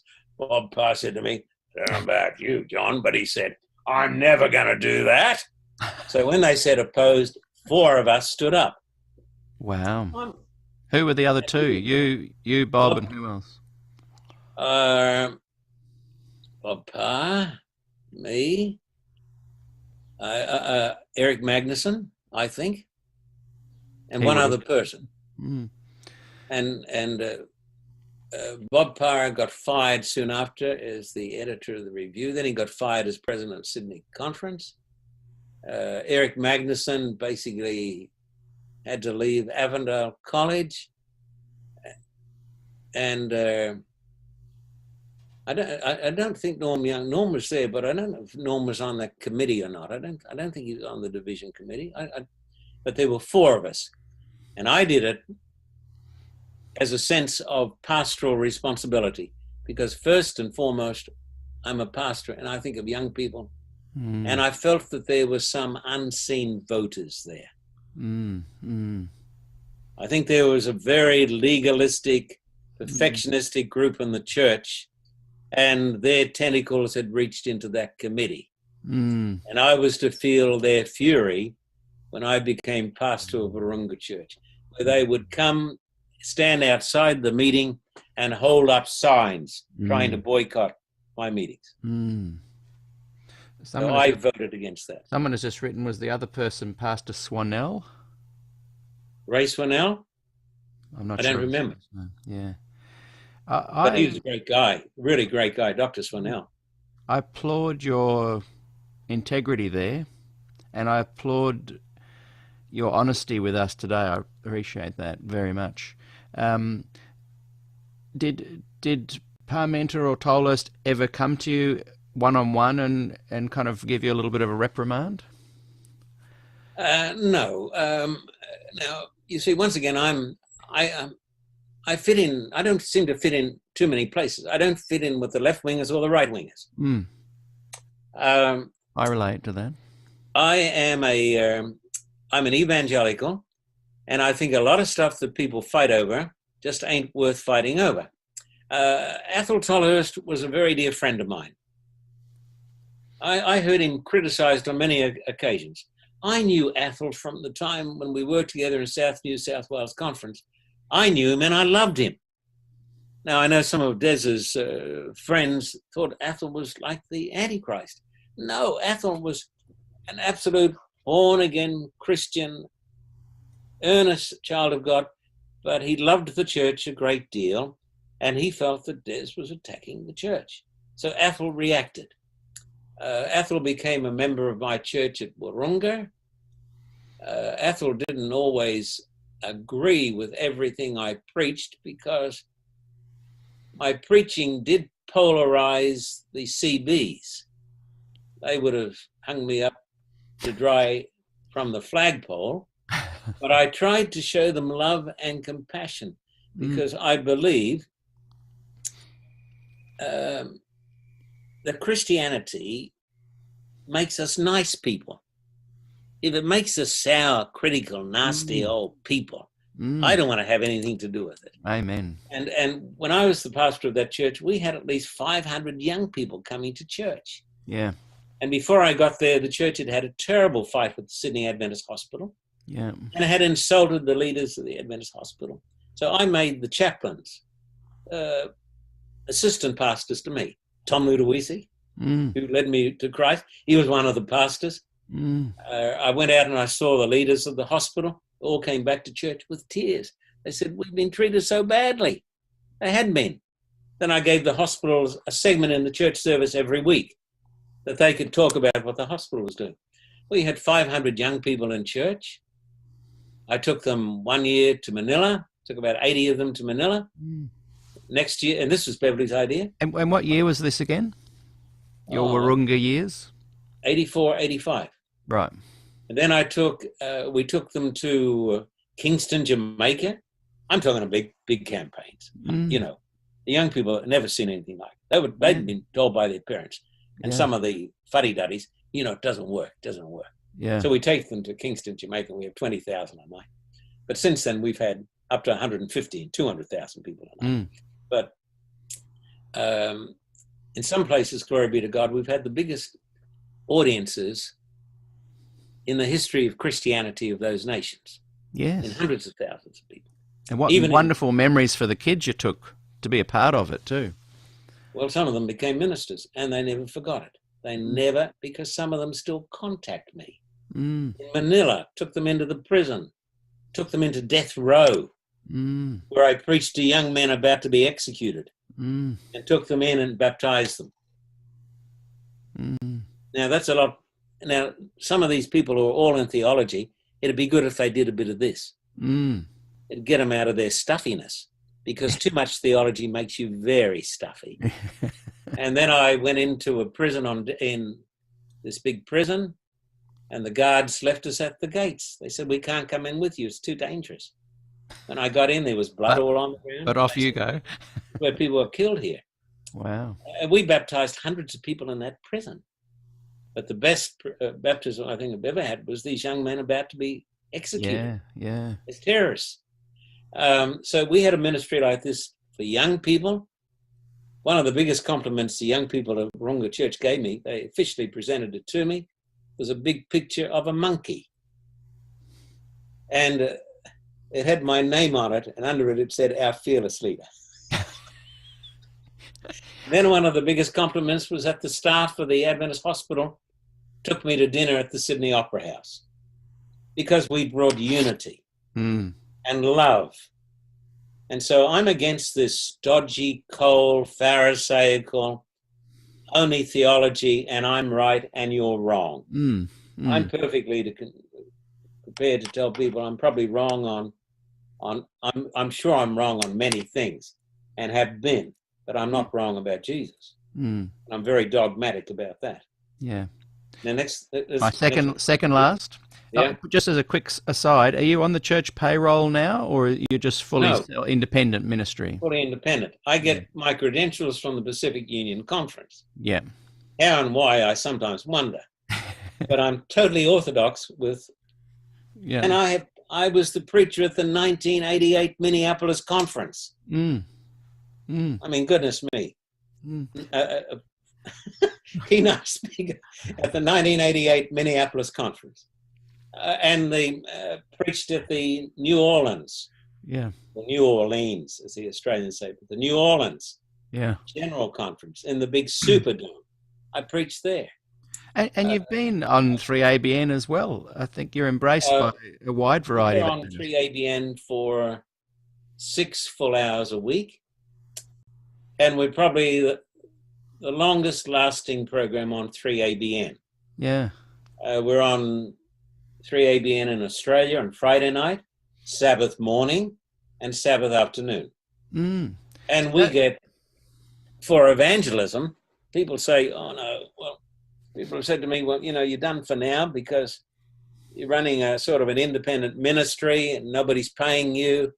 How can you run these campaigns? Well, since I started this up in California, people have sent me at least $100 million.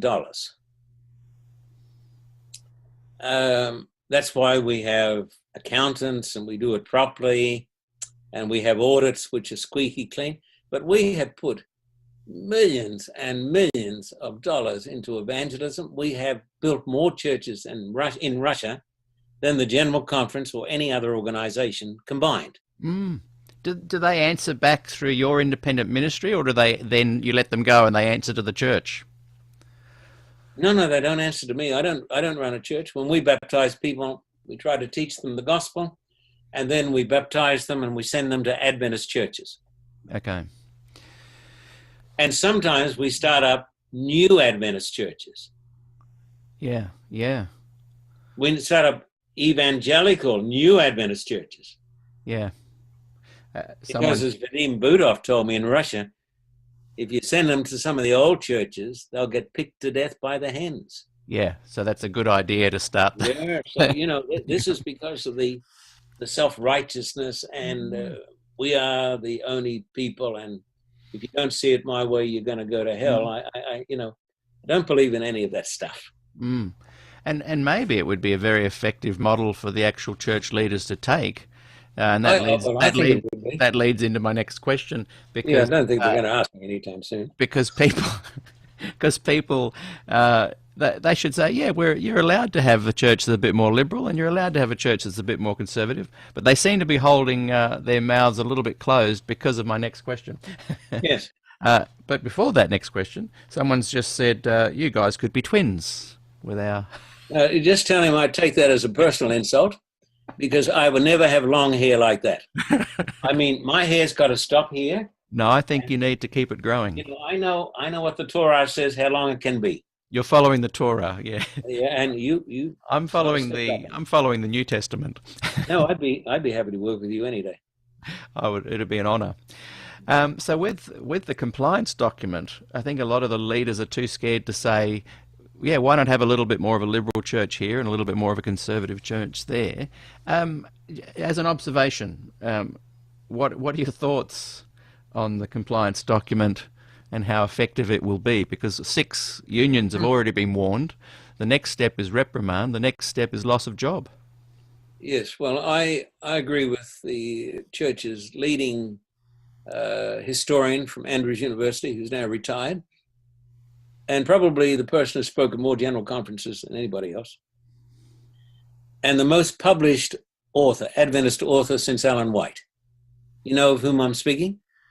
No. That's George Knight. I was going to say George Knight is the most published Adventist author since Ellen White. He's had more influence in the Adventist church than anybody I think I know. I interviewed him for my television program. Yeah, he's going to be on our show next week. I think the world of George. Not only do I love him, because you've got to love your enemies, don't you? But I like George. And now that's true, you know. The Bible says love your enemies. So if you tell somebody you love them, they could be your enemies. But you don't like your enemies, and that's very important. But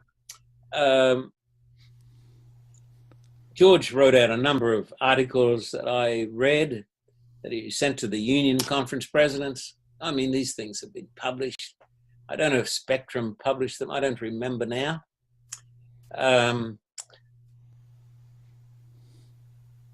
But I believe, as Graham Bradford did, in the concept of the Adventist church, the early Adventist church that was run by young people.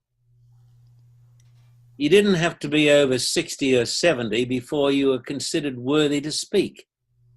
When I was on the division committee, more than 40 years ago, the division president told me, we put you on this committee, but we don't expect you're going to speak until we ask you to. I mean, that's really, really sad, and really maybe very Adventist today, but very non-Adventist. Because the Adventist church was started as a very open, a very free, investigative movement. It was even a charismatic movement. Read about Ellen White's involvement in the charismatic movement. Read George Knight on this. Staying up all night, studying the Bible, having visions and dreams. And I mean, goodness, that's so far removed from a stodgy church council today. So churches, as Robert Spangler pointed out to us at the seminary extension school, probably before you were born, he said a church starts out as a sect, and then very soon it becomes a church, and then it becomes a denomination, and then it becomes dictatorial and fossilized, and then it dies.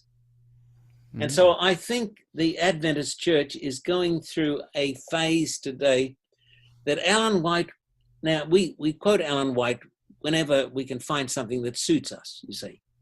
If you want something to prove sinless perfectionism, you try to get something from Ellen White. If you want something on justification, you can get that's what people do. If you want something against the judgment, you get Ellen White. This is sad. This is really sad. It's a great abuse. It's not that Ellen White is wrong. It's that she is being grossly abused. And I believe we've come to the stage where we have become so staid and conservative, and now we're in the stage of becoming dictatorial. Now, I have a very, very interesting concept on this one. People say, well, look, oh, goodness, the worst thing that could happen to you would be to lose your church membership, Brother Carter, because if that happened, you'll be cast out of the kingdom. I've never heard so much twaddle. I mean, the Pope doesn't even say that today. He talks about the separated brethren. So the Pope is far more tolerant than some Adventist leaders. Now, some of the best people I've known have been Adventist leaders. They have. I've had conference presidents, that they weren't good to me. They were fantastic to me. But trying to get people to toe the line, and then you're going to be shamed, and you're going to be this, and you're going to be that, that to me makes me think the next thing is going to be the Spanish Inquisition. Yeah, well, even the wording of the second layer is not just reprimand, it's public reprimand. No. Now, That's in policy. In my little booklet that nobody read, except Beverly, it talks about the Christian's authority. I believe that if people are a member of an organization, they ought to be in harmony with it. It's great principles. It's great goal. It's great mission. But that doesn't mean they can't think differently on some things. Now, I can assure you, without your asking me, there are things that I think different on the denomination. Why?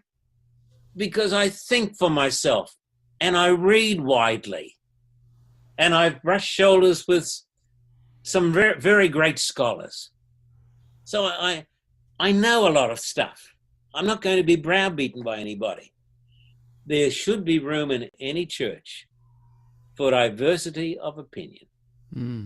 So if I had in my church, which was a big church in a beautiful building, which we left a few years ago because the drive was getting too much for me.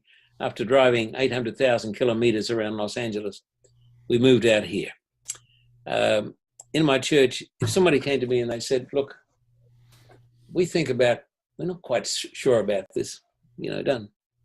I said, well, do you believe in this and this? Yes. Well, let's hang on to the great truths. You don't have to agree with me on everything. I gave a talk once in my church where I had an actual line. I had a line brought in. And I had him held between two big strong men. He's a full-size line. And I said to the two keepers holding this big chain, I said, can I pat him on the head? The keeper said, go ahead, but you probably lose your hand. But I gave a talk that day on why I didn't believe in evolution. I thought it was very, very, very good. Gave all the reasons why I didn't believe in evolution and how there are kinds, and that it's macroevolution's never been proven, microevolution. But there's no evidence that we came through the apes. I gave all this. Then after I gave this brilliant talk why I didn't believe in evolution, I got a letter from one of the church members castigating me for teaching evolution. So I talked to him. I said, he said, look, I'm sorry. He said, I'm really just an ignorant man. I said, no, I don't think you're ignorant. Just a bit. But he said, there's a lot of things I don't understand. I said, there's a lot of things none of us understand. We got to be tolerant with people. And if you want to split a church or a church, try starting a sort of an inquisition. That people are going to be publicly shamed and all of this stuff. And let me tell you something. If you do a lot of that, the only people who are going to stay are going to be conforming dummies. Exactly. But this is what's happened, though. We've had 6 warned. If they don't come back the next time that the meetings are on, they will be publicly reprimanded. And then the next time is people shutting up and becoming dummies, like you say.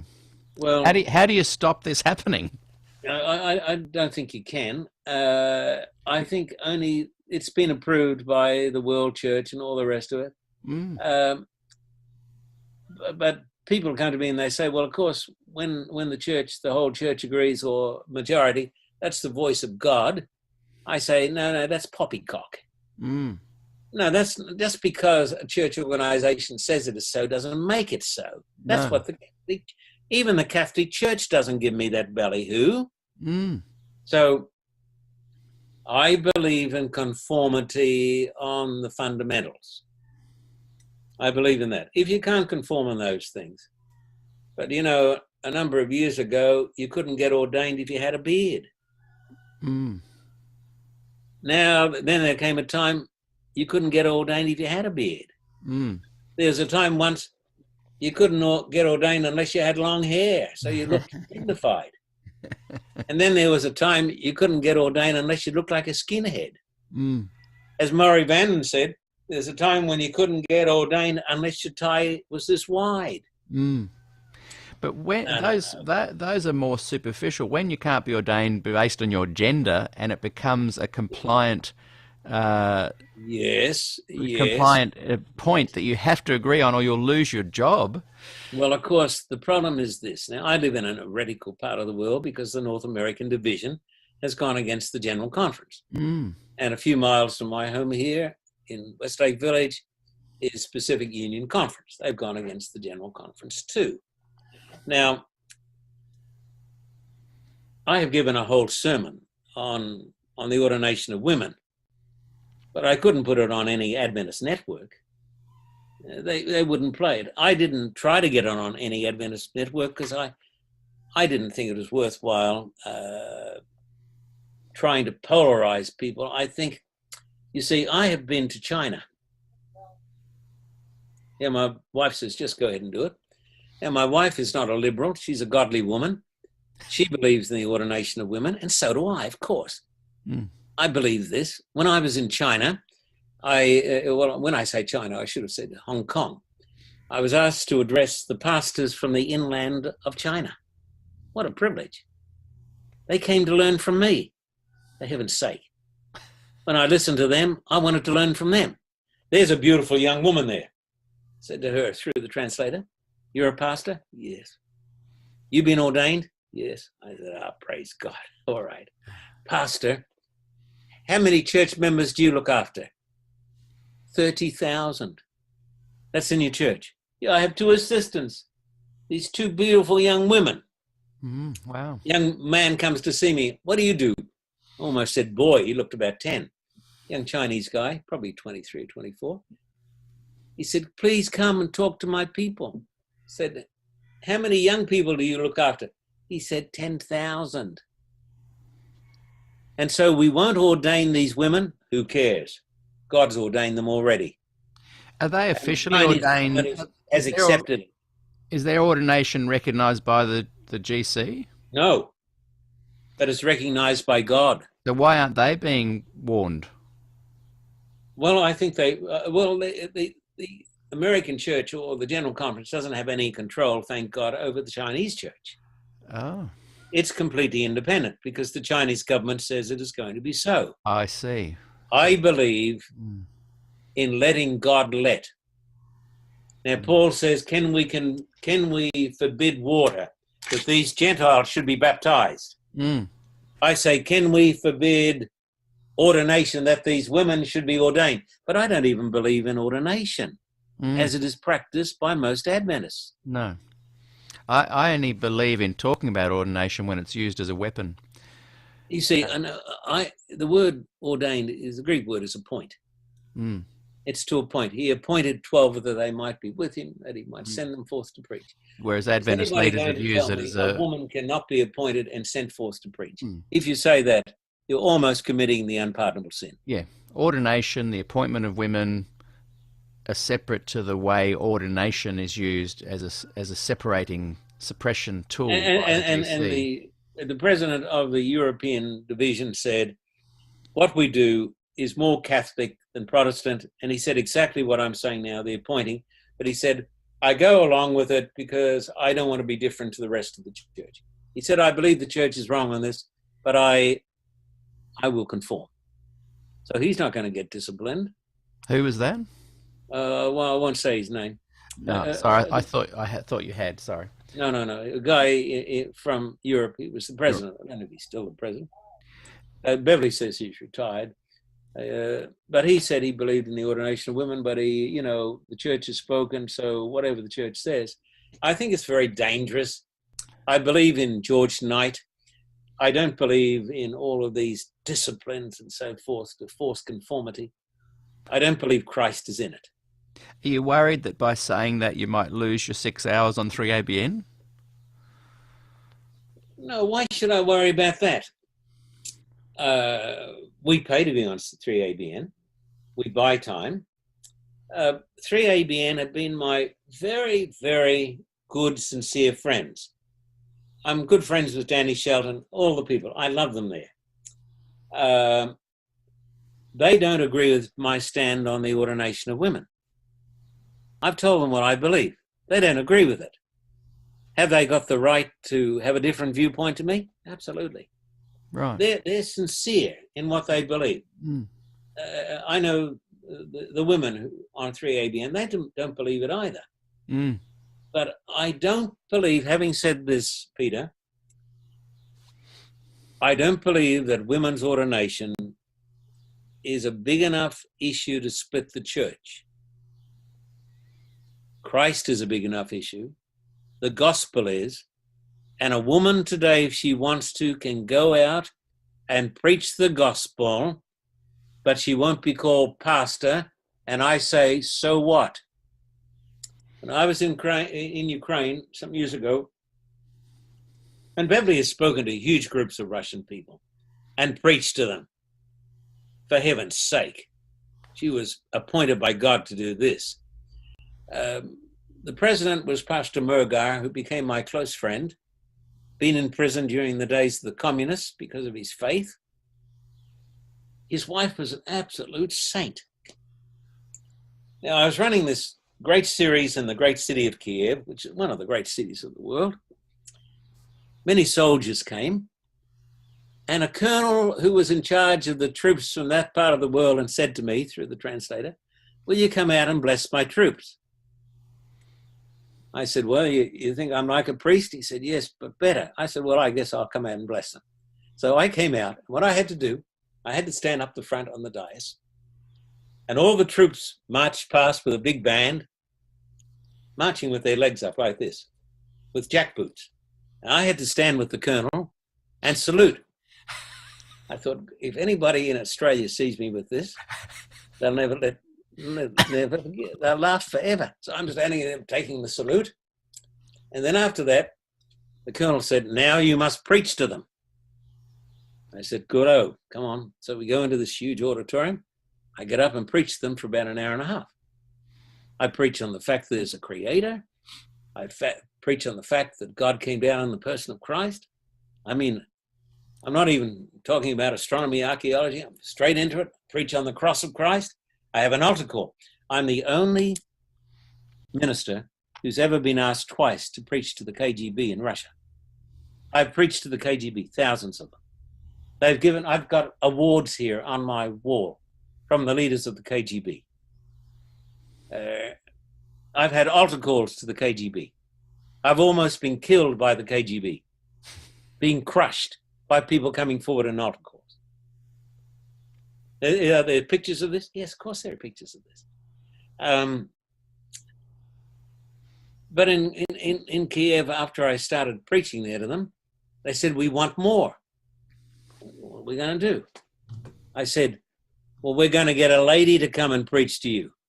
I said, I believe that ladies can preach. Do you get it, guys? Yeah. See, I'm talking. So Mrs. Murgar comes. She goes every week and preaches the word of God to all these Ukrainian soldiers.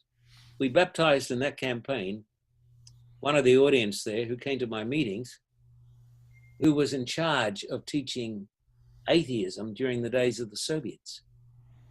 He taught Marxist atheism. He was a professor of it. Came to my meetings, heard the truth of the Bible and the truth of Christ.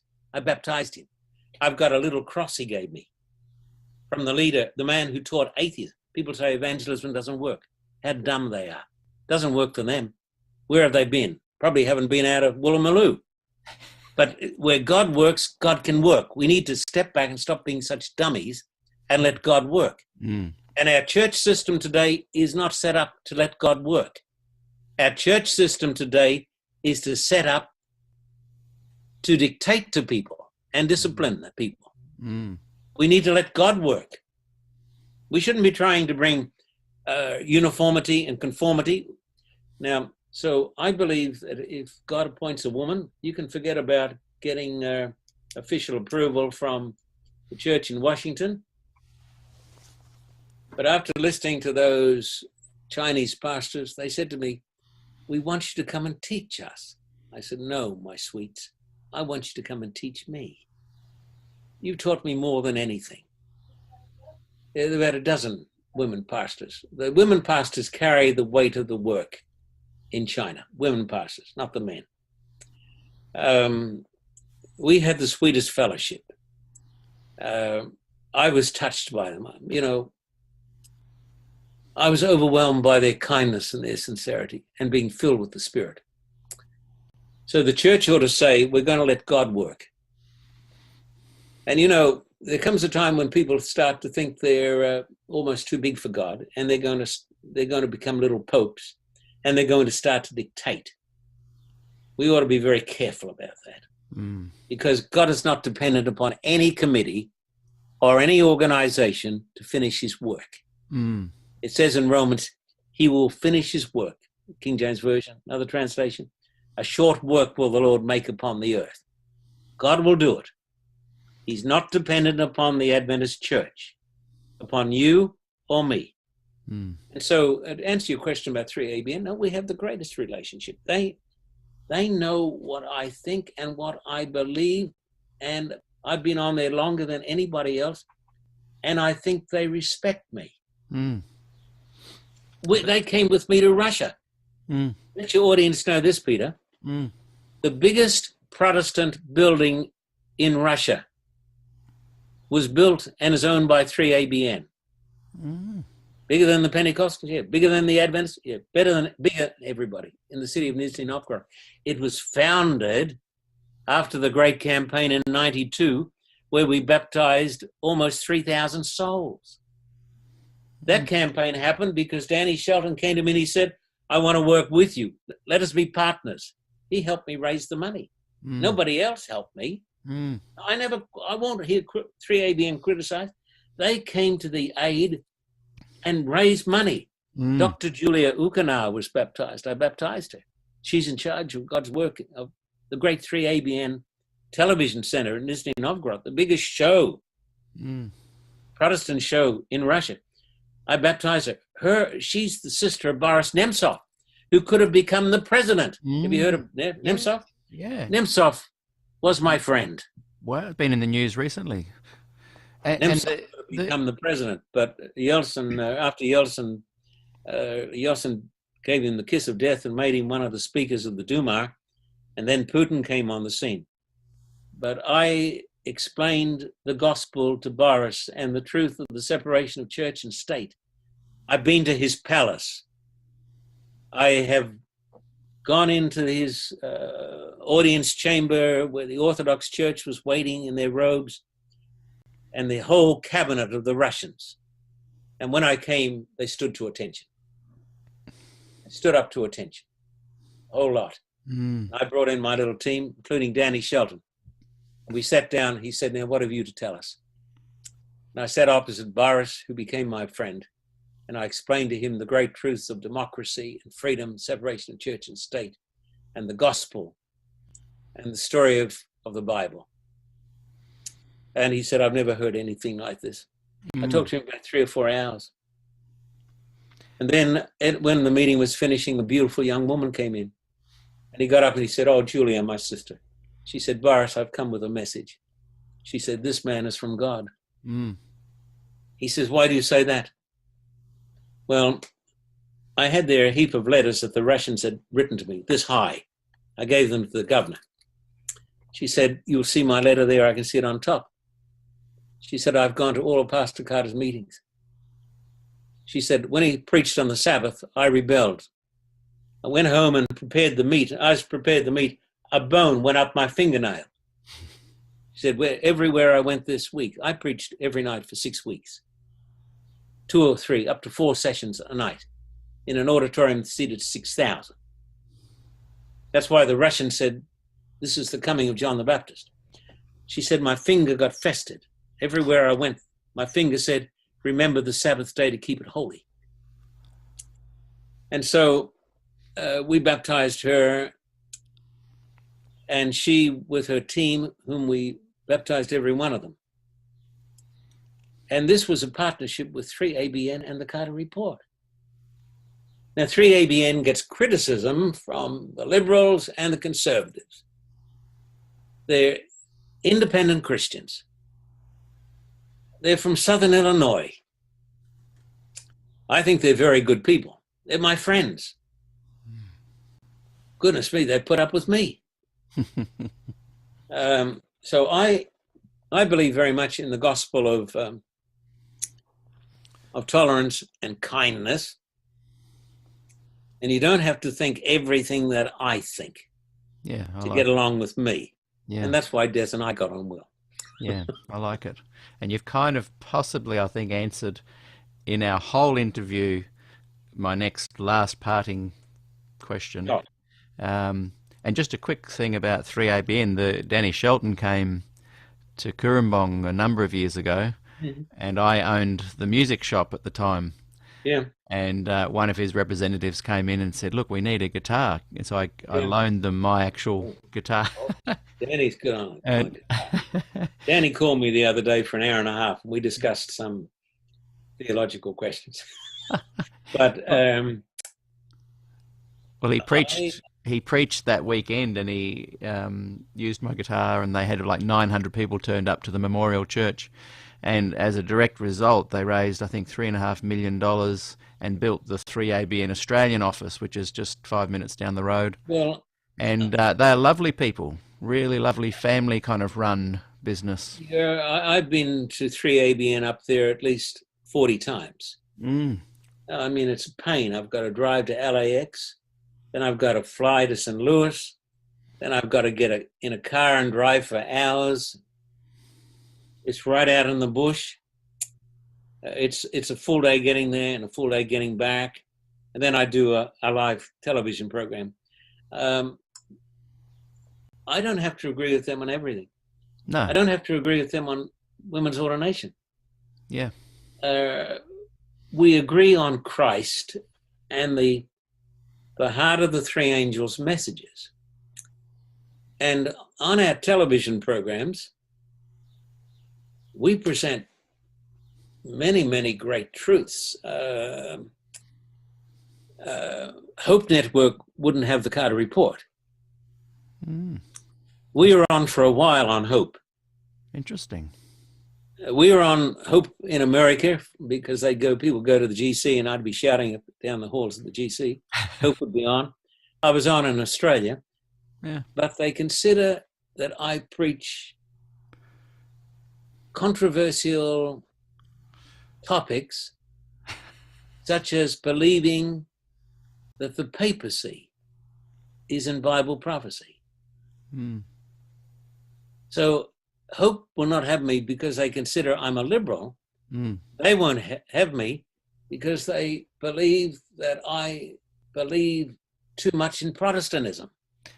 How ironic, because of your support of people like Des and righteousness by faith and the more liberal but hope is, we wish Hope well. There would be no Hope without 3ABN. It was because of 3ABN's influence that Hope got going.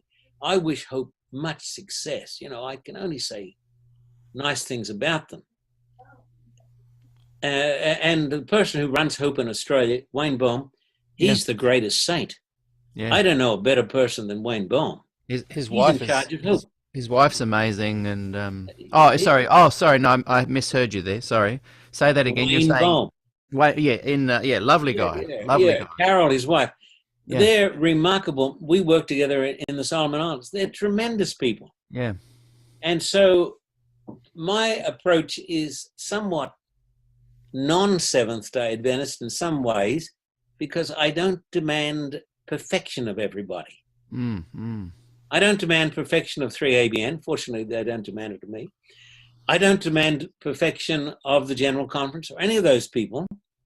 I have found perfection in Christ. And I don't try to force everybody into my own mold. In other words, I am first and foremost a Christian, secondly a Protestant, and thirdly an Adventist. And some have said to me, well, then you can't be truly a Seventh-day Adventist. I said, no, that's what a true Adventist is. Yeah. Christian first, then Protestant, the Bible, not Ellen White, the Bible. And if you are a Christian first, and if you're a Protestant, and if you hold to the great tenets, the great fundamentals, and Adventists have got some wonderful, marvelous truths, and I'm proud of those truths. But I think we shouldn't think we're the only ones. I know we're not the only ones, because in America, I have received marvelous support from evangelicals across the board. Almost my whole television crew are evangelicals, and they hear me preach against the rapture, and Sabbath, all of this stuff I preach, and they could not be bigger supporters. Yeah, they get They it. look upon me as their pastor. Yeah, they get it. And then a person who's on my board, Willie Jordan, the Reverend Willie Jordan, one of the leading Baptist ministers in North America, is a lady, ordained Baptist minister, and she's on Billy Graham's board. Well, she was when Billy was alive, but on Billy Graham's board, and she's on my board. And she says, it's an honor for me to be on your board. Yeah. She's been with me to Russia. So God's got a big family. Is the mainstream church worried, do you think, that all the donations are going to things like the John Carter Report, the 3ABN, Doug Batchelor's ministries, Light Bearers, the Incredible Journey? I don't think they really care. There's some indications that there's some, in our part of the world, that they're in some financial struggle. I have no idea, but I do know Australians are great supporters of the Carter Report. I mean, we don't ask for money in Australia, but people send it to us. I mean, we have great supporters. Other day, I got a phone call from Pastor Harold Harker. Can you call Mrs. So-and-so? I called her up. She's an old lady, widow, sent 10,000. Now, these things are happening all the time. So we don't forbid God. We don't try to stop God. We let God be God. And I've discovered this, that the more generous we are, the more generous God is to me. So I have a philosophy with the Carter Report team members. We're better to them than any other organization can be. After a while, we give them motor cars. So because they're driving so much, we bless them, we help them, and God blesses us. We don't believe in stinginess and being mean. We believe we should help people. When we were in Russia, we had a policy that we would never say no to any person in need. That's a big commitment. I'd have people come to me saying, Kiev, my son's got to have a huge operation. Can you come and see him? So I go to the home. So why don't they have, we don't have the money. So I talk to the pastor. They have no money? No. Well, they got it now. We'll pay for it. You're going to pay for it? Yes, of course we'll pay for it. But why? What's the catch? Do you want pictures? No, we don't want pictures. It's more blessed to give than to receive. And so our policy is to bless people. We are sending down in El Salvador, where we ran a great campaign with 55,000 people a night, the biggest crowd in the history of that part of the world, of Inter-America, the biggest crowd, bigger than their football finals. Amazing. But we're sending a bunch of little kids to the Adventist school because they're too poor.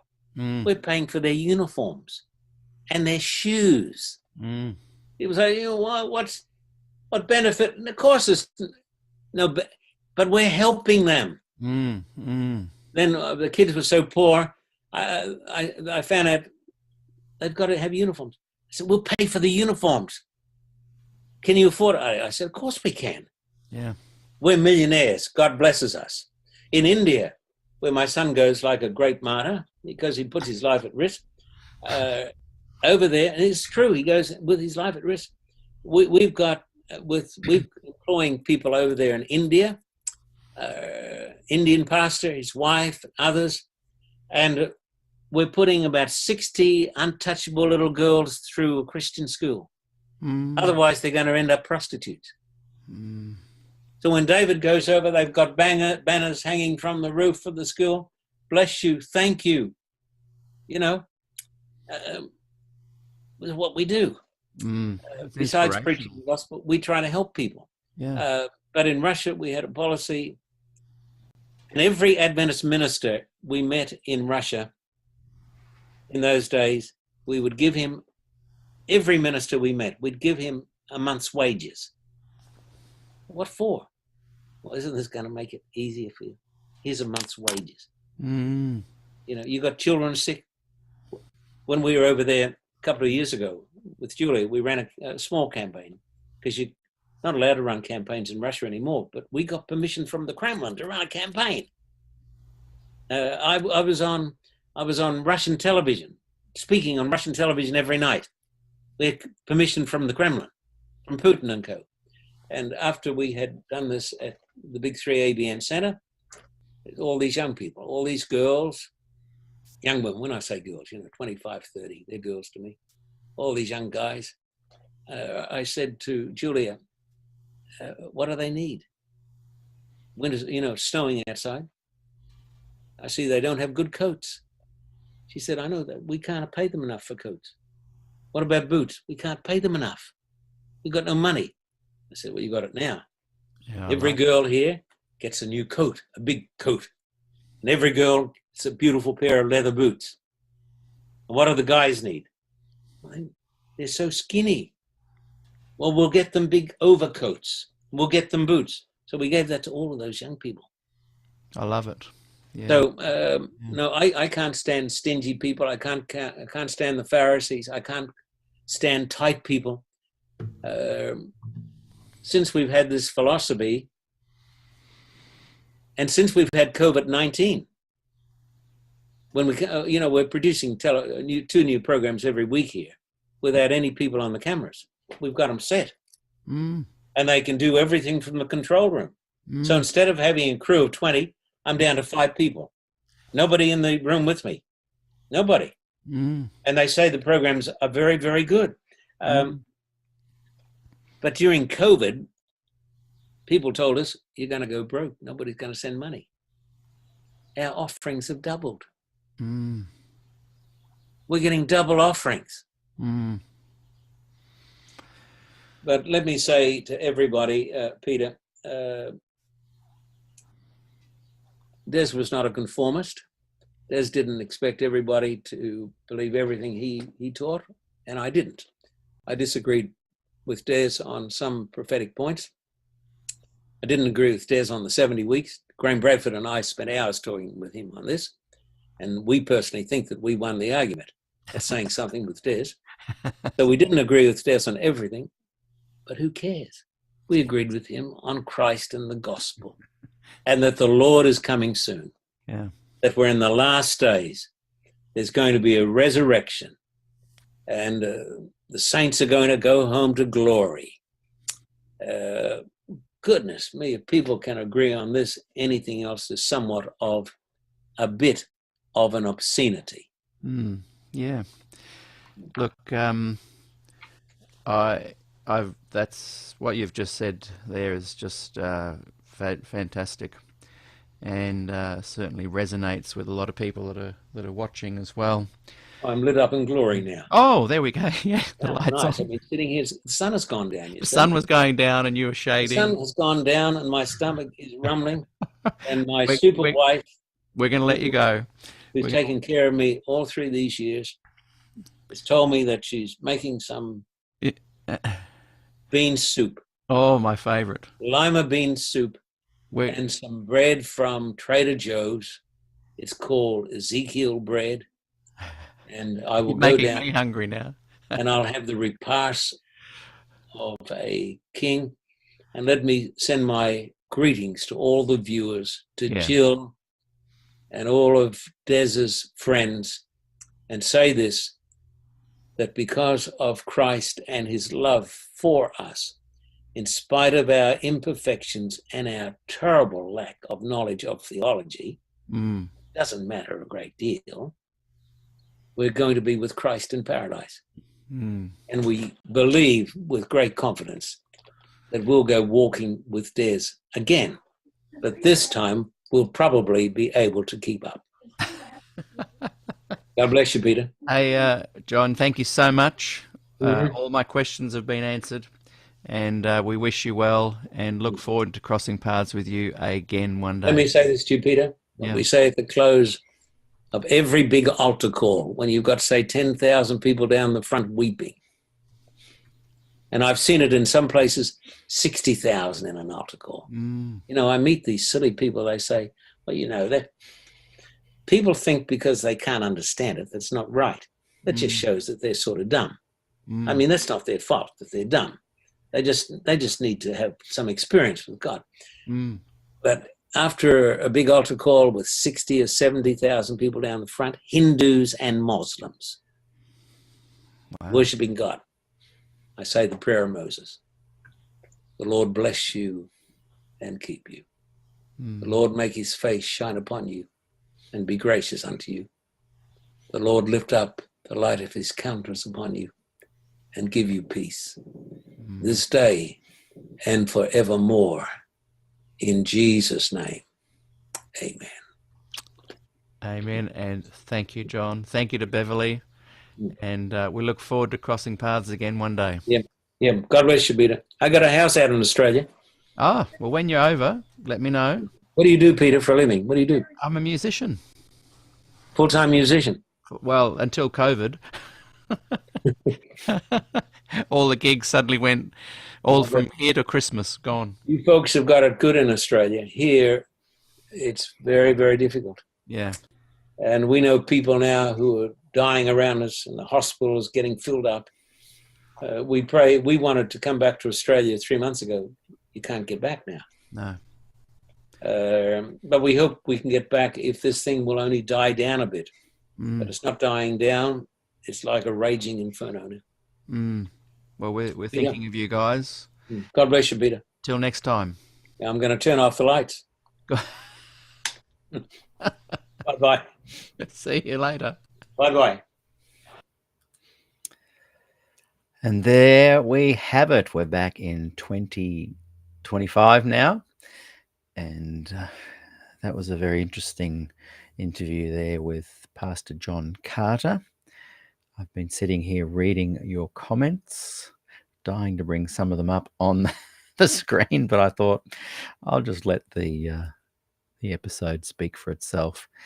Watching back to these programs, I left the church 9.5 years ago, and these interviews, season 2, the Des Ford Glacier View series, 85 in programs all up. Yes, I certainly have learned a lot, but I love watching them and just seeing and comparing what do I think now with what I thought then. And I certainly still can see this gospel Adventism that John speaks of, that George Knight speaks of. And there hasn't been a program where I haven't held up this book. This is Reclaiming the Prophet. George Knight's in here, Denny 14. A lot of these great gospel Adventist scholars. And I guess what I'm realizing more so now than even 5 years ago is that this gem of Adventism, I feel like it actually is less of a gem than I once thought, because it has demonstrated clearly that when these guys speak up and share the gospel more closely to the Bible than Ellen White, at every point in Adventist history, they've never succeeded. Des Ford, Glacier View, you question the authority of Ellen White, you're gone. Right back to Canwright, all the way back. And then this year as well.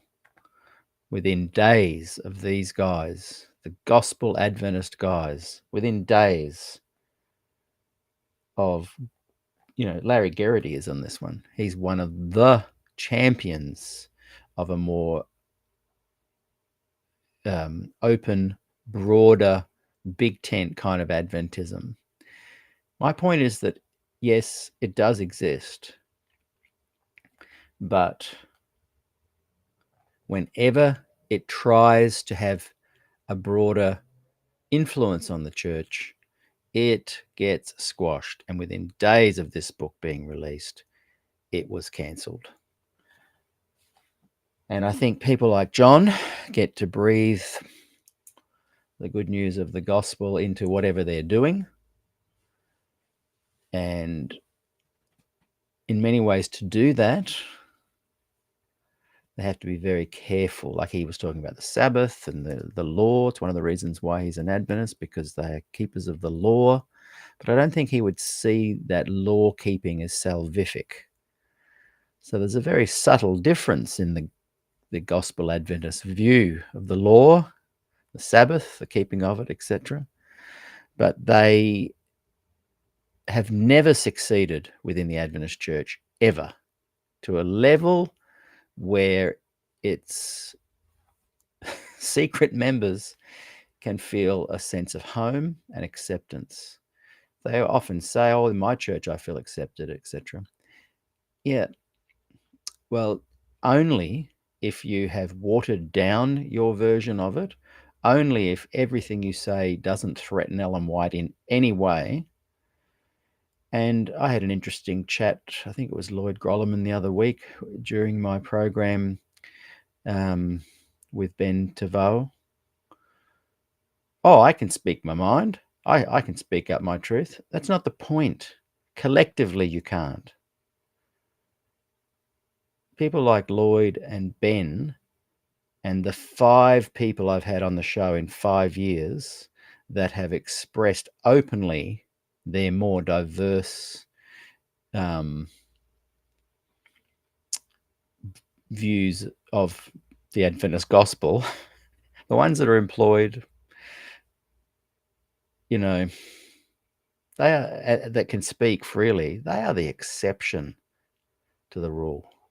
And if I could only see 20% getting a chance to speak freely, I'd probably think that's okay. But even those that speak freely, it's one off. There is no consistent effort to breathe an expanded life into the gospel Adventist realm.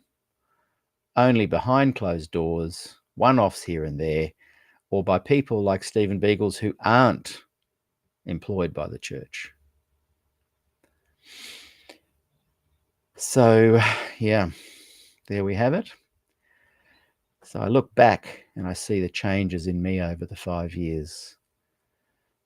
I'm less impressed by gospel Adventists now. As much as I love the shining work they have done that opened my eyes, as much as I appreciate that many of them, like Alden Thompson the other week, I got a sense that he wants to remain a cultural Adventist and it's important to keep it together because of those reasons. I respect that as well. What I don't really warm to is people telling me that gospel Adventism, that the Des Ford gospel has a real hold and place in the Adventist church. Because when those who have it speak up, they are sanctioned, marginalized, suppressed, given the boot, cancelled. And if it was just one or two people that got cancelled, fine. But every single gospel Adventist who has tried to really breathe life into that message, that unique, different message that grew out of QOD, especially in the 60s and 70s, has not succeeded. Why? Because Adventism is last generation theology in motion. At its very core, the material of Ellen White, the visions of Ellen White, the testimonies of Ellen White, the core teachings, the source material, at its very core, it is last generation theology. That a people will rise up who will keep the commandments, prove Satan's claim wrong that you can't keep them, vindicate God, and show to a whole realm of angels and people on other planets that keeping the commandments can be done.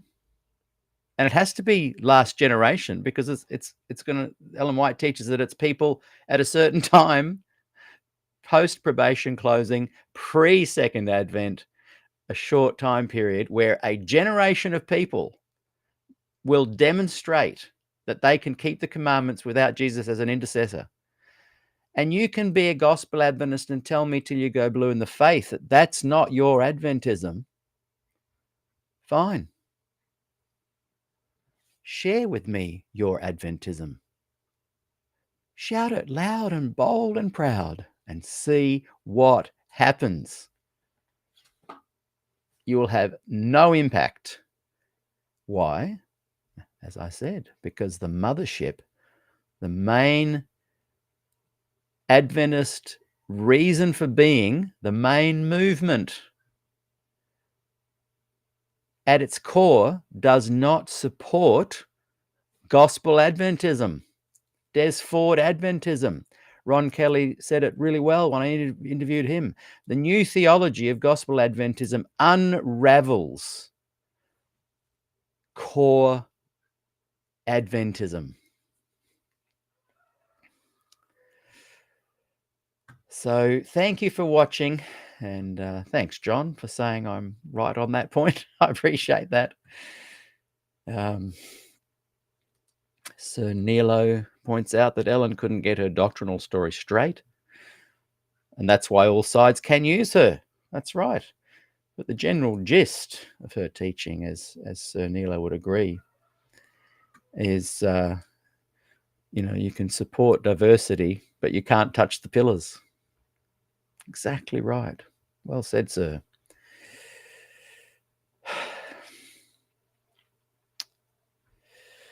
And well, look, I've really enjoyed our time today. I'm not sure what's happening tomorrow. I have written down somewhere what's going on, and we'll work it out soon. Thanks for clicking that like button, subscribe button. Really appreciate it. And if you have any loose change, please throw it my way in PayPal. A couple of dollars really helps me keep this all going. So there's the address to send a few coins. And into my open guitar case as I busk for you with my music of SDA Q&A. Music.